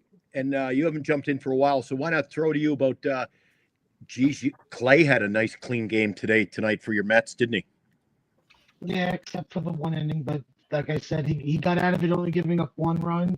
Yeah, I thought he was spectacular tonight. Now, and that's the thing, Armand, right? You've seen a lot of games being played at Citizens Bank, more than what we see. That place is a launching pad, right? I've been there. Yeah. I've been to Citizens Bank. It's a launching pad, right? Yes. It's like if you copied the short porch in Yankee Stadium and made it one big friggin' stadium of its own. Yeah. And you know what, Eric? You and I always say that about all these ballparks. Oh, they're launching pads. I think that's because we get to watch so many games at Oracle Park, where Dean, just last week, we were there. How many balls were hit at Oracle Park already this season in our homestand, where it was out of the park and others? Do you remember the Jung-Hoo Lee catches? Jung-Hoo Lee. And that catch the Cincinnati Red, was it Friedel? Friedel took one away right at the wall. Oh my God, these are it's such a pitcher-friendly ballpark that we had. So when we go on the road, all of a sudden they look like little matchboxes, don't they? Oh, did we lose somebody, or somebody's coming in? Oh, hey, Jesus, right Johnny on. T. We got Johnny, dude, what's up? It's been forever since you've been trying. And there he went. Uh-oh. Damn. Something happened. Hey, you got to fix either your microphone or your camera. Eric, what do you think? We haven't heard from you, Eric. What do you think about tomorrow? Verlander, he gets a start. I'm concerned. It's a tough pitching assignment on the road. What do you expect, Eric? I'm concerned. I'll tell you why I'm concerned. He's a fly ball pitcher. He hasn't had that game where he's really just been dominant. And to do that in Citizens Bank Park against the Phillies, that's a tough lineup, man. Real Muto, Trey Turner, Bryce Harper, Nick Castellanos. Now, granted, I tell you what, you throw a meatball up there, he's going to crush it. You got Alec Bohm, who's starting to swing it a little bit. You got Bryce, don't forget Schwarber. I'm telling you, man, it's not going to be easy. And if he's not on his game, he's going to get lit up. I am concerned. I am concerned. Now, does that mean that he's going to go out there and just shit the bed, so to speak? No, I'm not saying that. But he's going to have to be careful. And Bob Melvin's going to have to make a decision. Again, we're still not even halfway through this road trip, not even close to being done with it until your next day off. So you want to at least, if he could give you 5, that's huge. If he's going 5, that means he's probably taking care of business for all intents and purposes. But if he's only going to go 3, you're probably going to see Bivens. You may see Birdsong as well, but I don't know because you had Birdsong. He pitched 2 yesterday, so I don't know when his availability will be ready. But Bivens is definitely going to probably be the guy who's going to be the long man tomorrow. I don't know. I thought Dean made a good point. Did you hear Dean's point about Verlander? I think he stepped away. Maybe he didn't catch it, but to paraphrase, I think Dean was saying that with Verlander, if he gets in trouble, he's got to get out of it, Eric. He's got to just minimize the damages. But and he really hasn't done that when he's been in trouble earlier this year. Yeah. There you go. That's kind of the thing. He's just like, as I was saying, he kind of just gets dinked and dunked. And that's what we saw in the Mariners series. That's what we saw in the Reds series. He was just like giving up all these little hits. And I know that you were saying like, he's a fly ball pitcher, but like even those infield ones, Eric, exactly to your point, you get one just hit just right.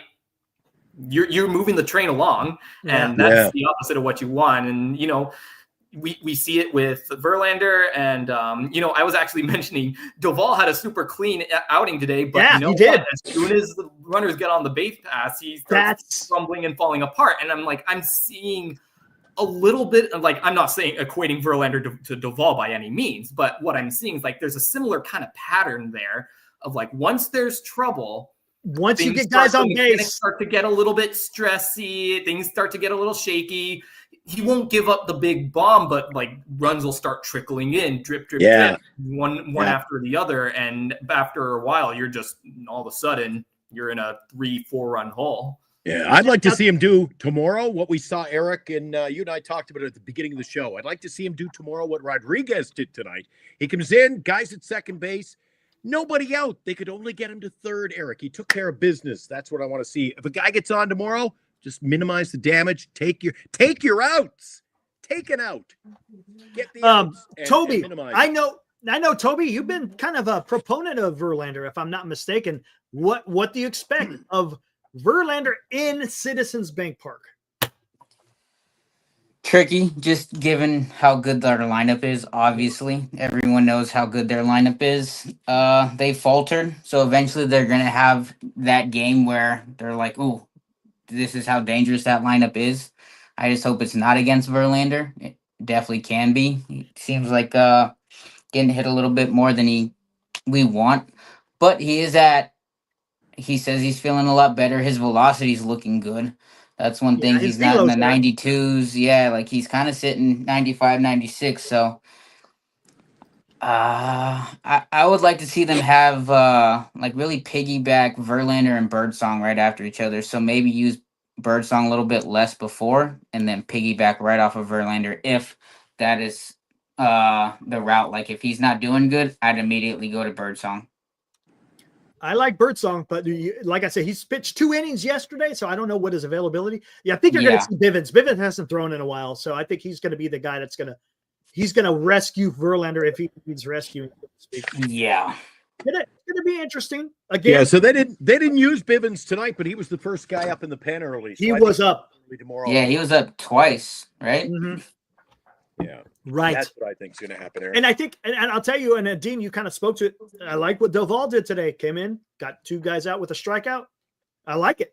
One thing I think maybe Melvin may want to do, if you're getting in a game, if it's a close game, maybe not.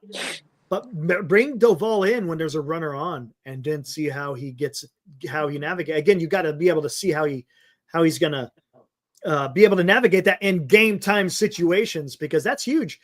If he's going to be part of the future, he's going to have to be able to get guys out when there's guys on base. That's just, you have to.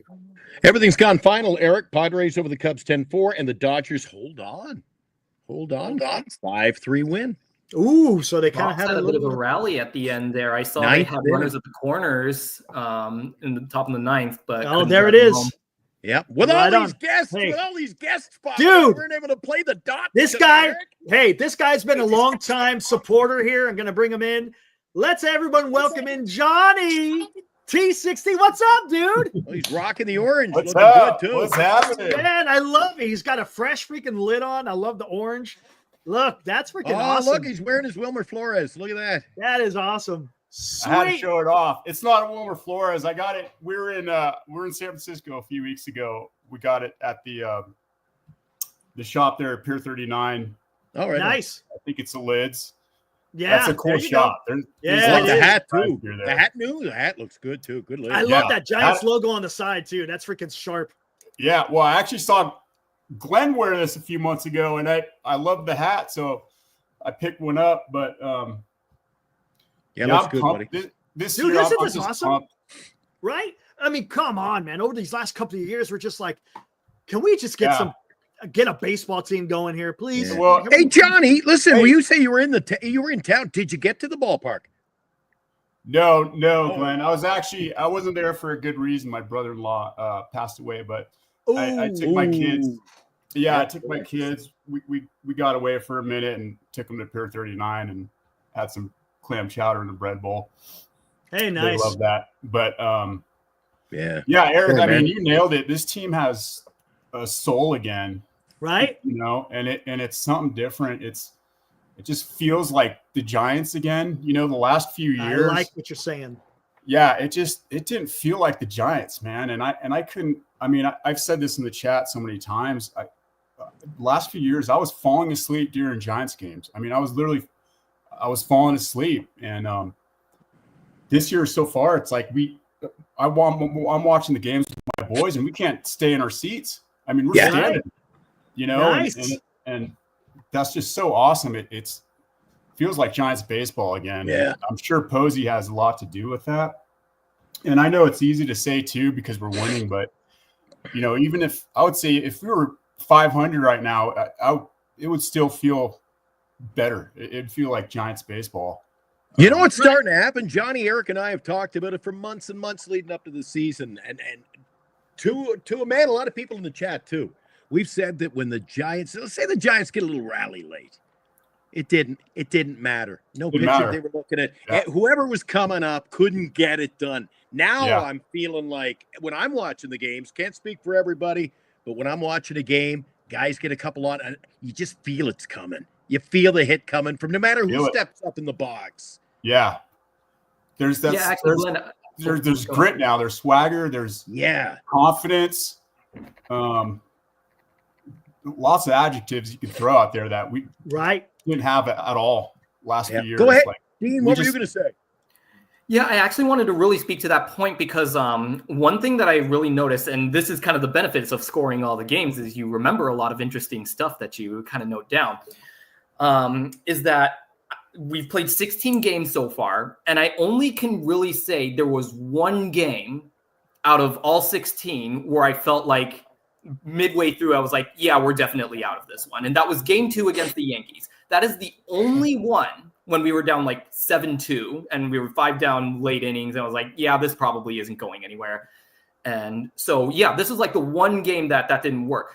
Every other game, the Giants, win or lose, whether they led the whole game or came back from behind, they were never out of it. Like, even like if we look at what we would consider the low point of this season so far, which would be our back-to-back losses and series loss against the Reds, we lost 2-0, 1-0. Yeah. Both times we had tying run on boards. The second time, multiple times, we had the tying run on board, just couldn't get the guy in. So there was no, I would say, like, there were all games where I could watch from start to finish and feel like, yeah, the Giants were 100% always in that game. Yankees game 2, that was the only one. Yeah. But it's reinforcing this idea that, you know, you never know. Like, you look at today's game, down 3-0 really early. In my head, I'm like, as many of you were saying, if this were the 2024 3 or 2 team, that would have been, okay, yeah, this is just how this game is going to be. It's like they'll just continue to pile it on, and we'll score like a random like freebie run in like the 8th inning and lose like 6-2 or something like that. But now, all of a sudden, it's almost like the team is responding to that adversity. That when they fall behind and when it gets to crunch time, they square up, lock in, and they win or lose, they're putting in a really good effort there. And so that, I think, is what makes this Giants team so exciting. I mean, we've already had 3 walk-off wins so far, I think, like in like the traditional sense. Already through 16 games, that's quite a lot. And I feel like that doesn't go very spoken very much, is that like, yeah, we are actually like winning these tight games kind of a la 2021. Whereas like 2022 through 2024, if they were down halfway through the game, they were just like, yep, it's over. They're done. They're not coming back from there. Yeah, but Dean, even games like that, you and I met at the Cincinnati Reds game. You remember you were sitting next to Bernice and I, 2 outs, nobody on, bottom of the 9th. We got a rally going, and it was just that. Remember, he made a good catch out in left field to end the game. That's right, that diving catch in left. Oh, man, we almost pulled the rabbit out of the hat that night. So the bats, man, there's just something different about when the guy's at the plate this year compared to other years. And maybe it's the confidence. Maybe Adames coming in. It's the confidence. That's what I think, Glenn. It's confidence and grit. We've been missing. And where's that confidence come from? It comes from the top. I think Dan alluded to this. When you got a president of baseball operations who has confidence in you as a player, it's got to come from the top, right? Right. And then Bob Melvin is like, yep, hey, I'm going to let you get your run. I'm sure he's having these conversations, right? Hey, I'm not going to just yank you. I want you to go out there. I want you to go play some damn baseball. Right. Yeah. And let your actions speak for what for your future. So it's great. Dean, hold on real quick. Speaking of that, NBC just put out something with Tyler Fitzgerald. They're like, they were asking him a question. He goes, oh, if this was last year, I would have been sent down so quick. Whoa. He said that? Yeah, NBC Bay Area just put out a tweet or whatever, like a story of an interview with him. And he's like, oh, if this is last year, I would have got sent down to Sacramento. That's huge. Johnny, something else I think that also breeds the confidence is the camaraderie, where you're at the plate or you step up to the plate, you feel like the guys trust you. There seems to be a cohesive unit this year. Yeah, well, clubhouses, they always have camaraderie. You know, they always have that, regardless of who's the top. But seems enthusiastic this year. I mean, a few years ago, knowing who's going to be there tomorrow. Cards in the freaking room right after the game, and nobody. It's just different vibe. Yeah. Different vibe. And I tell you what, I'm going to ask Dean. You get a chance to kind of think about this, but Johnny, I'm going to have to put you on the spot. How did you become a Giants fan? I never got a chance to ask you that. From the very beginning. Okay. Yeah, I was just from the very beginning. I was born in San Francisco. Okay. Parents moved. You grew up in the city? County when I was young. Yeah, but we moved to Marin County when I was a few years old. But it's just always been in my blood. Who was the Giants fan in your family that got you into it? Mostly my older brother. Okay. Yeah, my older brother. My dad was more of a boxing guy. He watched boxing and football, but brother was a baseball guy. I played Little League. Wasn't good enough to make the high school team, but no, it's all good. Hey, it's just about having fun, right? At that age, it's about having fun. I ended up playing lacrosse, and I was decent at that, so I'm not too upset. But baseball was always my love. I wish I was better at it, but nice. So that's what it got. So it was your brother that got you into being a Giants fan. That's freaking awesome. And I guess you've held on to it this long. Right? You live in Nevada now, though, right? Correct? I do. Wrong? Yeah, we moved out of California about 7 years ago. Nice. But we're always down there. My family's still down there. San Francisco, Right San on. Mateo, Napa. We're always down there. I try to make it down there. You got to let Eric and I know when you're going to be in town. I was just gonna say, much do you more- catch? You going to catch any Giants games this year? Yeah, well, it's kind of been I'm trying to make it a tradition to make it to every home opener, and we did it the last few years. Of course, this year is like the best year, and we missed it. It just didn't work out, but yeah, I'm bummed about that. This was the year that home opener was awesome. Yeah, it was. I picked the wrong year to miss it. Yeah. Nice. So, but yeah, you're gonna have to let us know when you come down for a game, and we'll have to try to figure something out, and we'll go watch the game. Eric will try to get down. I'll try to get back. I'll try to get back to the U.S. Good luck. I'm on like timeout right now. I don't know what the hell's going on. Okay, Dean. I'm hoping to get back this year for another game. There you go, Dean. How did you become a Giants fan, man? Yeah. So it's a funny story. So I'm not from the Bay Area. I actually grew up in Southern California. Grew up in just on the outskirts of LA County, actually. And when I was a kid, I wasn't actually super into baseball. But my dad and my mom and my dad, they are Dodgers fans, and chat, feel free to boo them mercilessly in the chat if you'd like. But the thing about that, but they would take me to games, they would take me to Dodger Stadium, and I would watch, and I was just like, I'm a kid, I'm just like, I'm not so interested in this. And I to be clear, I didn't come from a family of like a lot of people that were like really big into sports, but like my parents watched the Dodgers, but very, very casually. And also like my mom's from Japan, so of course she's really big on Ohtani right now. She's bought into the Ohtani mania, and I'm just like, I'm happy for you. But anyhow, fast forward several years, and I'm moving up to the Bay Area to go to Cal. Go Bears! Right on. While I was there, I started kind of looking around, and my first year at Cal was 2014. So I started my freshman year at Cal right at as the Giants won their most recent World Series, and so I kind of heard about that. And I was just like, oh, I'm kind of interested. I'm kind of poking around, and a few years later, I'm just like, you know what? I feel like I should give baseball another chance. Maybe the Dodgers experience wasn't the best experience I could have had. But in any case, I went to a Dodgers-Giants game at Oracle Park. We lost 8-0, and I've never looked back since. I was just like, I don't know what it was about that game. Even if it was an 8-0 loss, I just fell in love with the game. I fell in love with the ballpark. I fell in love with the team, and I was just like, okay, I think it was just a Dodgers thing. So, let's see that shirt. What's that shirt about, dude? That's been that. Yeah. Oh, what is the shirt? Johnny wants to know about your shirt. Yeah. So this is I got this at Japanese Heritage. A few years back. So obviously got to rock the Japanese Heritage Night. Gonna be at Japanese Heritage Night again this year. I'll also be at Korean Heritage Night for the Jung-Hoo Lee's giveaway. That's gonna be huge. Gonna be really excited to check that out. We've also got gonna be there at Cal Night on the 25th when the Rangers are in town. Nights, so Dean, they had what was the university night the other night?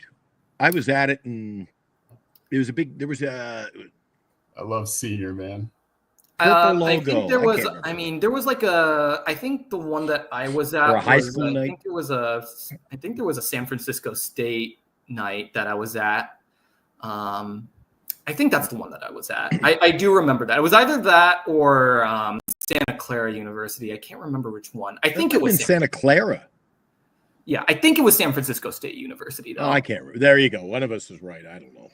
Great shirt, though. And Dean, rocking the giant, the bright red, looking good tonight, buddy. Thanks, man. Got a rep for the show. Yeah, these are both looking great. Armand, the poor guy up there, we might as well throw him a bone. Eric, how did you become a Met fan? Well, this is going to get juicy. So, me and my parents used to live with my grandparents. My mom's side, they had a 3-family house. And I had an uncle just passed away in 1989 in muscular dystrophy, but he was a diehard Yankee fan. And just like Dean, would do the score every game, whether at the stadium or at home. So with him, as a little tyke, I was a Yankee fan, and I also grew up being a Don Mattingly fan. I stayed a Yankee fan because my uncle passed away and we were very close. When Don Mattingly passed away, I lost the connection to the Yankees. I have a cousin that's a Met fan, so my cousin got me into being a Mets fan, and I haven't looked back since. Keep it in the family. There you go. Good on you.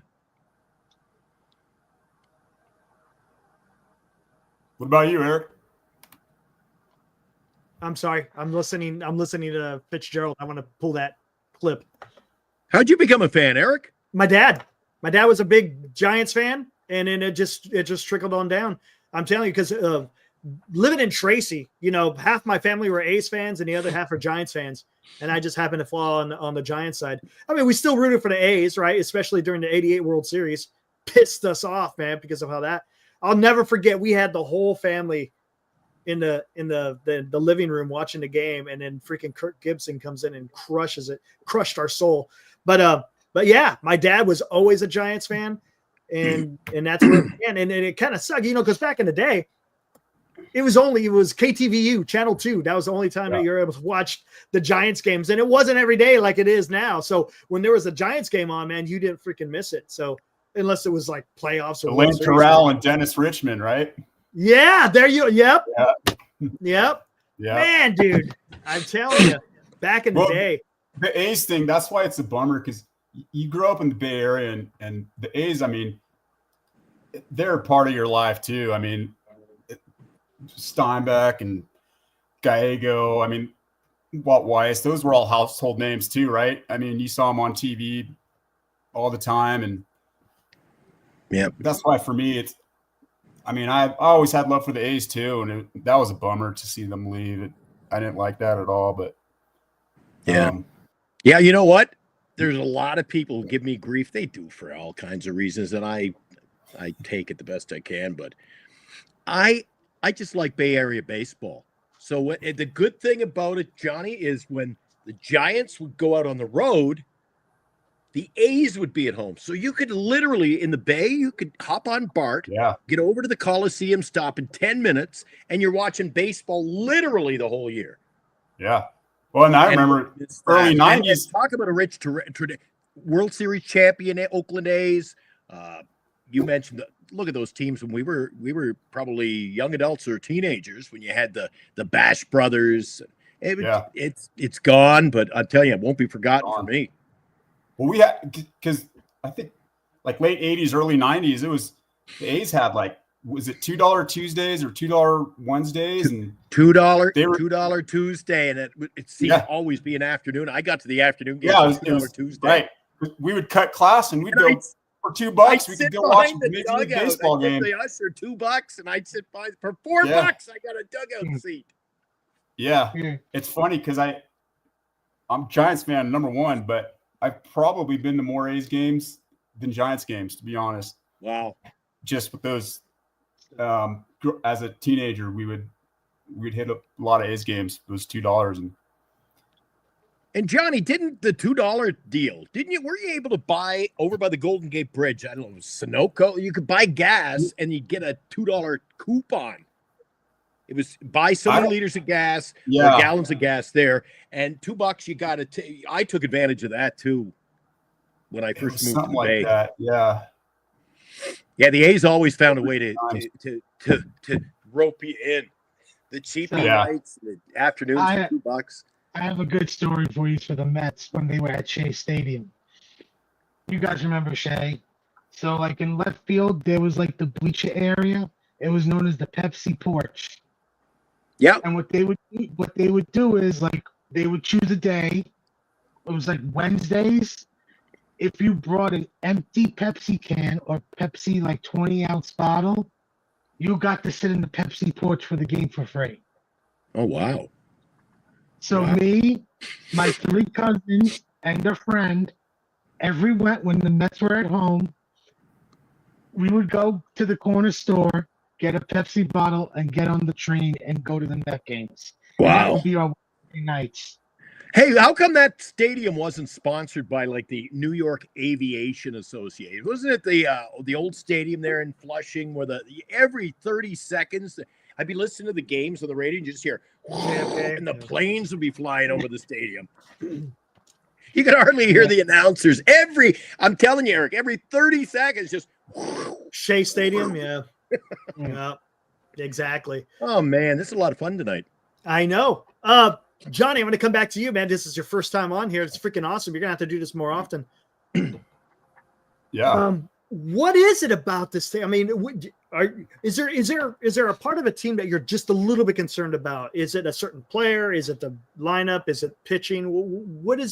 Is there a concern that you have? Even though the Giants are off to a great start, is there something that just kind of sits in the back of your head going, man, I'm kind of worried about this part? It's hard to say because it's so early, such a small sample size, It is. So, and look, I know we probably won't maintain this level of scoring runs, even though we kind of have low batting averages, but we're putting up runs somehow. But what I like, can I tell you what I do like? Yeah, that's fair. Yeah. Go for it. It seems like when certain players aren't hitting well, there's other guys that are picking them up like right away. Right. Tonight was a perfect example. I mean, Jung-Hoo Lee didn't do anything, right? Yeah. Other guys stepped in.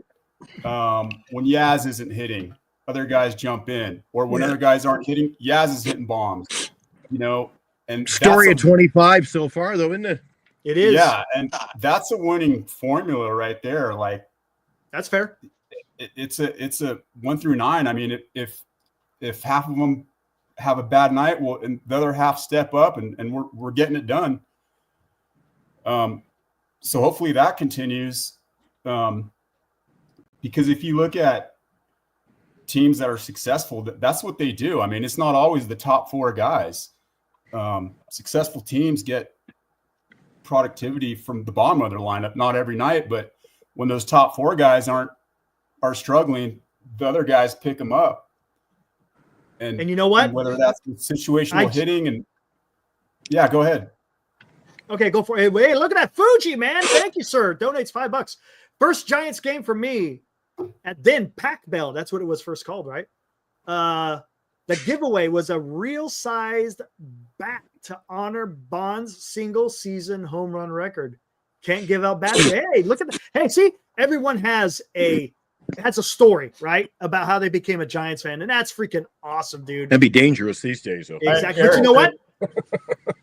Go for it. I will say what concerns me is our starting pitching. But we definitely need another arm, a solid, dependable arm. It's still early, but Verlander to me, I don't know. I know, man. We'll see how he does tomorrow. I have a feeling he might get lit up tomorrow. The Phillies didn't do much tonight, but they're a team that they don't go too long without smashing the ball. Correct, especially in the homestand. Over the weekend they didn't put nothing but zeros on the board, so they're overdue. Yeah. Yeah. And Johnny, did you talk in the earlier in the show about the batting averages? And there are people in the chat think, I'm crazy for that. And maybe it's what do you call it, Eric? Recency bias. Recency bias. I still think we're missing a big bat. What did you say? A big bat? You know what? The Giants got a big bat. Oh my God! Oh my! He didn't even hit the ball. He hit the tee. He went out. Oh my God!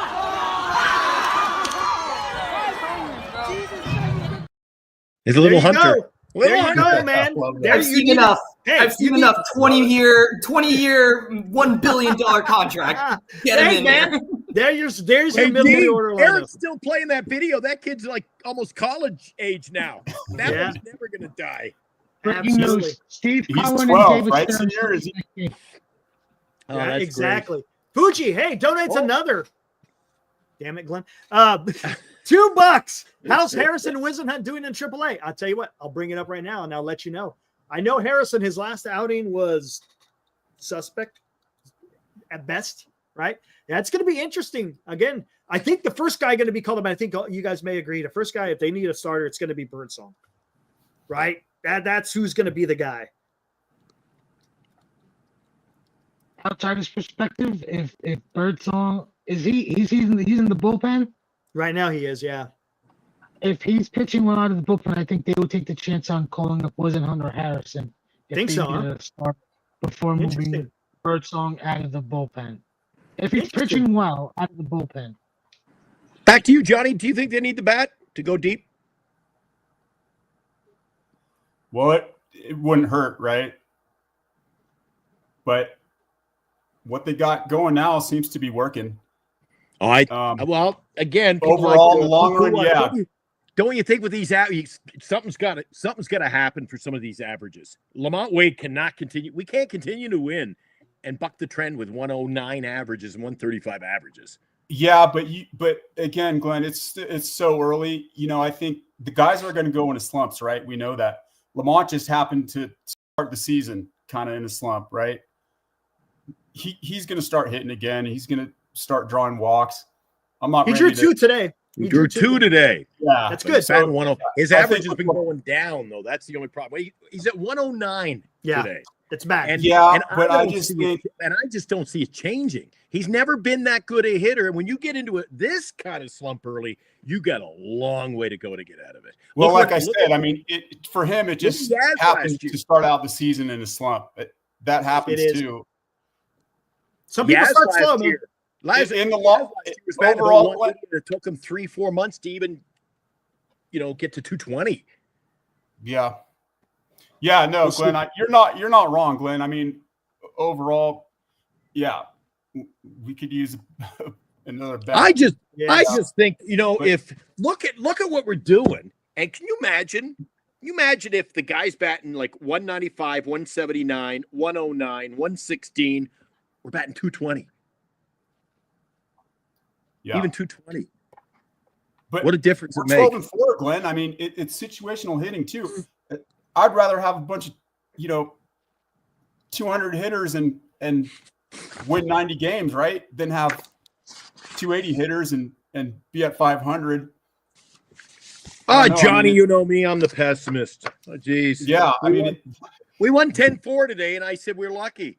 Did you watch the game tonight? I watched most of it. Yeah.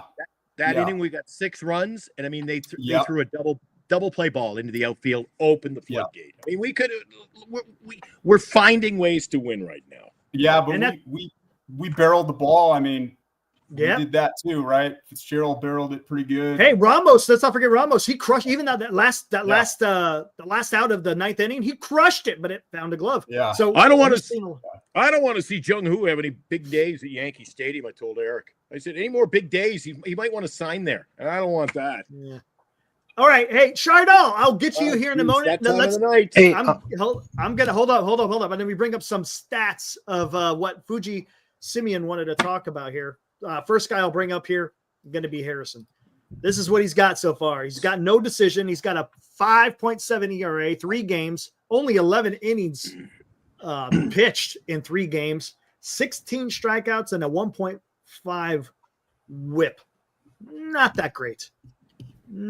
It's not that great, but it's early, and we'll see what happens. He's still young, so let's see what happens. All right, let's go to our next guy. Who was it? And look at his number. Look at those numbers there. Career 500 pitcher. Yeah, let's see what Wisenhunt's doing. He's 1-2 with a 3.8 ERA with 3 games started, but he's got 14 innings pitched with 14 strikeouts with a 1.2. So as far as the lefties are concerned, right now Wisenhunt's throwing the ball better than Harrison. But does that mean anything? Because it's early. Hard to tell. But yes, Carson is definitely playing or throwing the ball a bit better than what Kyle is. Again, he's a guy. Kyle's always been a guy that I've been concerned about. I just don't. When I watch him pitch, it makes me hurt. It just doesn't look right. He just looks like he's slinging it with his arm, right? He slings it with his arm and then he pulls it back and his leg goes whipping around. I don't know. There's just something doesn't just seem right. We don't look at those minor league stats very often. What's Eldridge doing? Do you have Eldridge's numbers? He's not okay. Speaking of Eldridge, he's not playing. He's on the 7-day IL. How about McRae, Eric? Oh, hold on. Let me go back. Is he getting a lot of ABs? Let's look. He had a very good. I can't believe I'm saying this. He had a great preseason, didn't he? Spring training, absolutely, 100%. His spring training was fantastic. Preseason numbers were unbelievable, and he was stealing bases, which got me excited. Let me see what he's doing. While Eric brings that up, there's another great topic. Johnny or Dean, whoever wants to. Hey, bring in Chardell real quick. I want to see them run the bases more, don't you? Eric. Yeah, definitely. Yeah, I think we were 28th last season, Glenn, in stolen bases. Yeah. Right. That's not good. And that's one of the things I think that and maybe the bad back can hinder that, but that's what I want to see from Fitzgerald when he gets on. Yeah. All right. Chardall. Eric Chardall. What's up, Chardall? Hey, Eric, how you doing tonight? Good, man. And what you up to, dude? Not much, man. Great win for the Giants. Took down the Phillies 10-4. Great start. Giants on a hot start. They just got to keep it going, man. 3 home runs for the Giants today. That was a statement for the Giants. Are you reporting live from Philadelphia? What's that? I think so. Looks like he's in the stadium there. What's going on? Eric, what were your thoughts on the victory? Loved it, man. Landen Roupp was kind of struggling, but he gutted it out. Was able to get 5 innings, and that was big. A lot of it. I said this at the top of the show. A lot of it was self-inflicted, but he got out of it, which was freaking awesome. Eric, and then the lineup picked him up. Right? Can you speak a little louder? I can't hear you. Can you hear me now? I can hear you now. Landen Roupp was pretty damn good. He gutsed it out. Even though it was self-inflicted, he got out of it, went 5 innings, and the lineup picked him up. I like it. There you go. Okay, here we go. Grant McRae. This is what he's batting 273. He's got a 344 on base. OPS, he's not showing the power, but it's okay. He's getting on base. He's got 4 stolen bases, 4 RBIs, and 55 at-bats. He has 15 hits. You know what? Well, maybe Eric. Maybe hold on. Let me see how many of our players in the preseason. You know, during spring training, it's for the guys in the big roster. Eric, how many times have we talked about it? They're using all the field now. You don't always have to grip it and rip it, man. Maybe that's what Grant's doing now because I think when he hit a couple of home runs last year, he got caught up in that. Now he's got 18 strikeouts and 55 at bats. Jeez. So, you know, I mean, he's still batting 273. Something changed and some things stay the same. But he's still batting 273, and he's got a 344. Is that like 40%? What's that? What is that, anyways? I don't know. What someone else do the math on there for me. Yeah, I know 30 high 30s. Yeah, I think it's in there. See, you can't do that. It's better than 40, right? Jesus Christ, Eric. You know the eternal optimist, Eric Romo. Right. Okay. I'll tell you what. Here we go. My boys love McRae. We went to a Aces River Cats game in Reno last season, and McRae was in the outfield. And my boys walked out there, and he was like, McRae was chatting them up like the whole game. That's cool awesome. Guy. Awesome. Yeah, so okay, guys. Eric, this is big. Hold on, Chardall. This is big. See, you see Bryce Eldridge there, right? 7-day injured list. You know where they got him as? Outfield. There you go. So he's an outfielder. So it sounds like that whole first base experiment may have gone down the shitter, so to speak. Well, then that'll be our next off-season move, Eric. That's going to be interesting. And there's a few first basemen that are gonna be out there, right? Ooh. There's gonna be a few of them, and I'm looking at Armand. Yeah, he's got a smile on his face. You know where I'm going, Armand. You can have Josh. Guys, I got to jump off. I got a text from the wife saying I'm too loud. So. Oh, Uh-oh. all right, Johnny, don't get in trouble, man. All right, I'll be in the chat. condolences I'll again, be in the buddy, chat. all of us. Yeah. Hey, right on, man. Your loss. Yeah. Johnny, see you thanks for guys. popping on, man. I appreciate it. Right Yeah. on. Guys, there was Johnny. Hey, it's good to Hey, see Eric. some of the guys we haven't seen before, buddy. I'm a big fan of. He's being too loud. your, Oh, that's YouTube great. channel. Love all He's your being too content. loud, and Eric, I can't hear you. Hey, you know what? It actually might be me because I'm kind of loud when I get on this thing. So You're loud and clear, buddy. I don't know. right on. Chardon, All right, turn up the Chardon, what volume. else you got, man?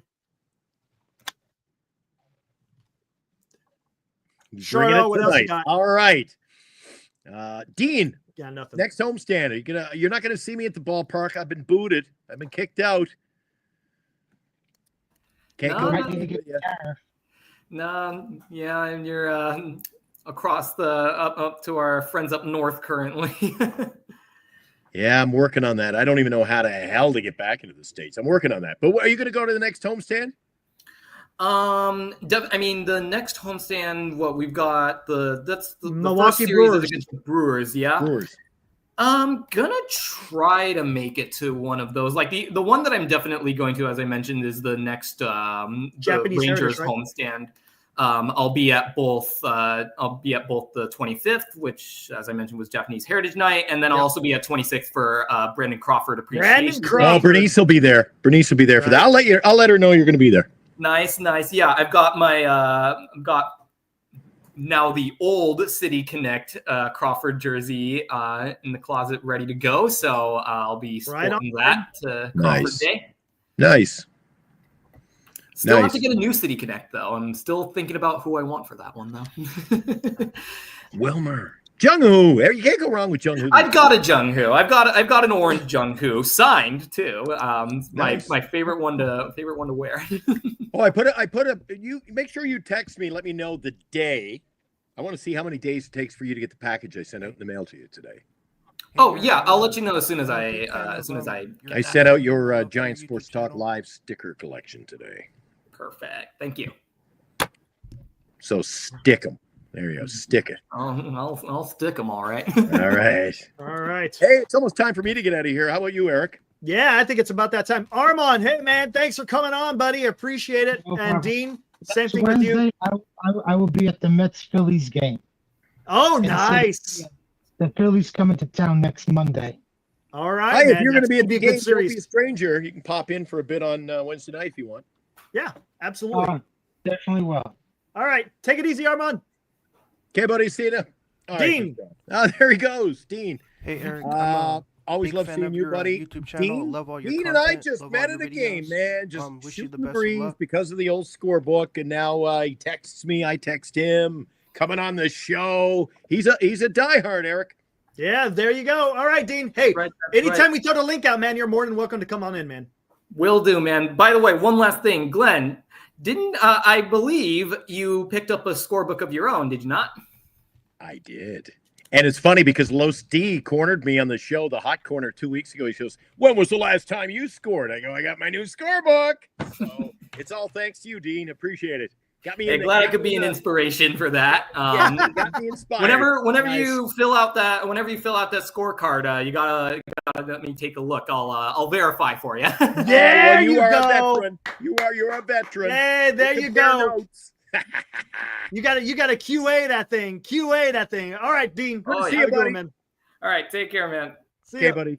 All Hey, right. All right, Chardon. What's up, man? The floor is yours. You want to take him on out of here, Eric? And I'll. Eric, I hope you have a great rest of your night. I love your show. You make some great content on the channel. I wish you the best of luck. Hope we bring more guests up on here on the channel. Right on, man. Hey, real quick before you get out of here, you're whispering I really to love us. everything you do. You're kind of whispering. What? I'm a big fan of Giant Sports Style Live. What? I need one of is those your- things they had on Little House on the Keep up the good Prairie. I work. need the big horn, Eric. I'm Yeah. trying to hear the guy. Hey, Chardon, give me what's your prediction tomorrow? Give me a score here. Turn up the volume, guys.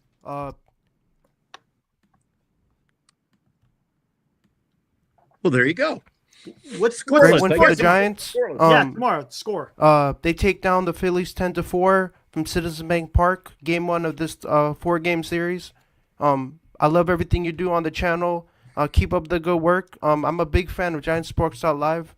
I'm always Appreciate gonna that, give you the love and support. I always come on here on the channel. I love what you two guys are doing. Keep up the good work, Glenn and Eric. Right on. You know, we got to keep this going. We got to come That's into it. game 2. That's We wanna right. Get the Shut sweep. off. We got 3 more games remaining. Gotta keep it going, 4-game right? Series. Woo! We got game 2. We got two. game Woo! 3, and we got game 4. Game Charles, four. what are you calling your next game? Lot of I work gotta left to know- I do. got the We people gotta to get work the left job to done do, and get the Shardaw. sweep over the Phillies. When are you A calling? sweep. When are I'm you a calling diehard your Giants next fan, game? and I love my That's team so hard. much. And Okay, I try Shardaw. and root my team on as much Hello? as I can. Root. Come on here and show Root. my love for you guys as Shardaw. much Root as for I your can, because home I'm a team. passionate supporter of Giants Sports Talk Live. Shut up. I try and show love for you, Glenn and Eric. I Love. think you are 2 great We hosts. love you too. But when are you calling keep your this next network game? Grounded. There's Grounded. nothing. I can't say anything else from the bottom of my heart. You know, I can't really say anything else, right? I truly mean everything I say. Right on. All right, brother. Good to see him. Wait. coming. No, we're not done yet. Come on. Hold on. I'm done. Hold on. Who was your X factor for the Giants today versus the Phillies? Fitzgerald. All right. Talk to me. Shut off. Tomorrow. Who was your Score. X What is factor it? for the What- Giants what versus is- the Phillies what is today? tomorrow? Who do you Tomorrow, think what are they doing? did exceptionally well today? Exceptionally well. What's the score tomorrow? What's your prediction? Was it Jung Hoo Lee? Was it Matt Oh, Chapman? Was it Jesus, Tyler Eric. It was Fitzgerald? Fitzgerald. Man, It you was gotta go to work, Fitzgerald. Eric. What? Was it Wilmer Flores? Fitzgerald. Give me a prediction Who tomorrow. was it? Tomorrow. Prediction. What's the score? I think Jung Hoo Lee is a star in the making right now. I think Eric, I gotta think get Jung outta Hoo Lee's here, a star man. in the making right now for the Giants. I think he's tried. a wonderful This is gonna player go on till from the tomorrow. KBO. Played for the Yes, KBO. Thank you. Key All Room right, Heroes. shut up. Yeah, good. See ya. All right. That was enough. Eric, take us That on was out of enough. here. Let's get the hell outta here. Giants win Guys. 10-4. It's been a whole lot of fun. The shenanigans are just getting underway, so I got to get out of here, Eric. Yeah. All right, guys. Enjoy the rest of your evening, and we will see you back here tomorrow night to talk about game 2. All right, Giants. Let's go. Good. Verlander, come on, man. God. Come on. Get it done. We'll see you guys here back tomorrow night. Have fun. I hope it's as much fun as it was tonight, Eric. Woo!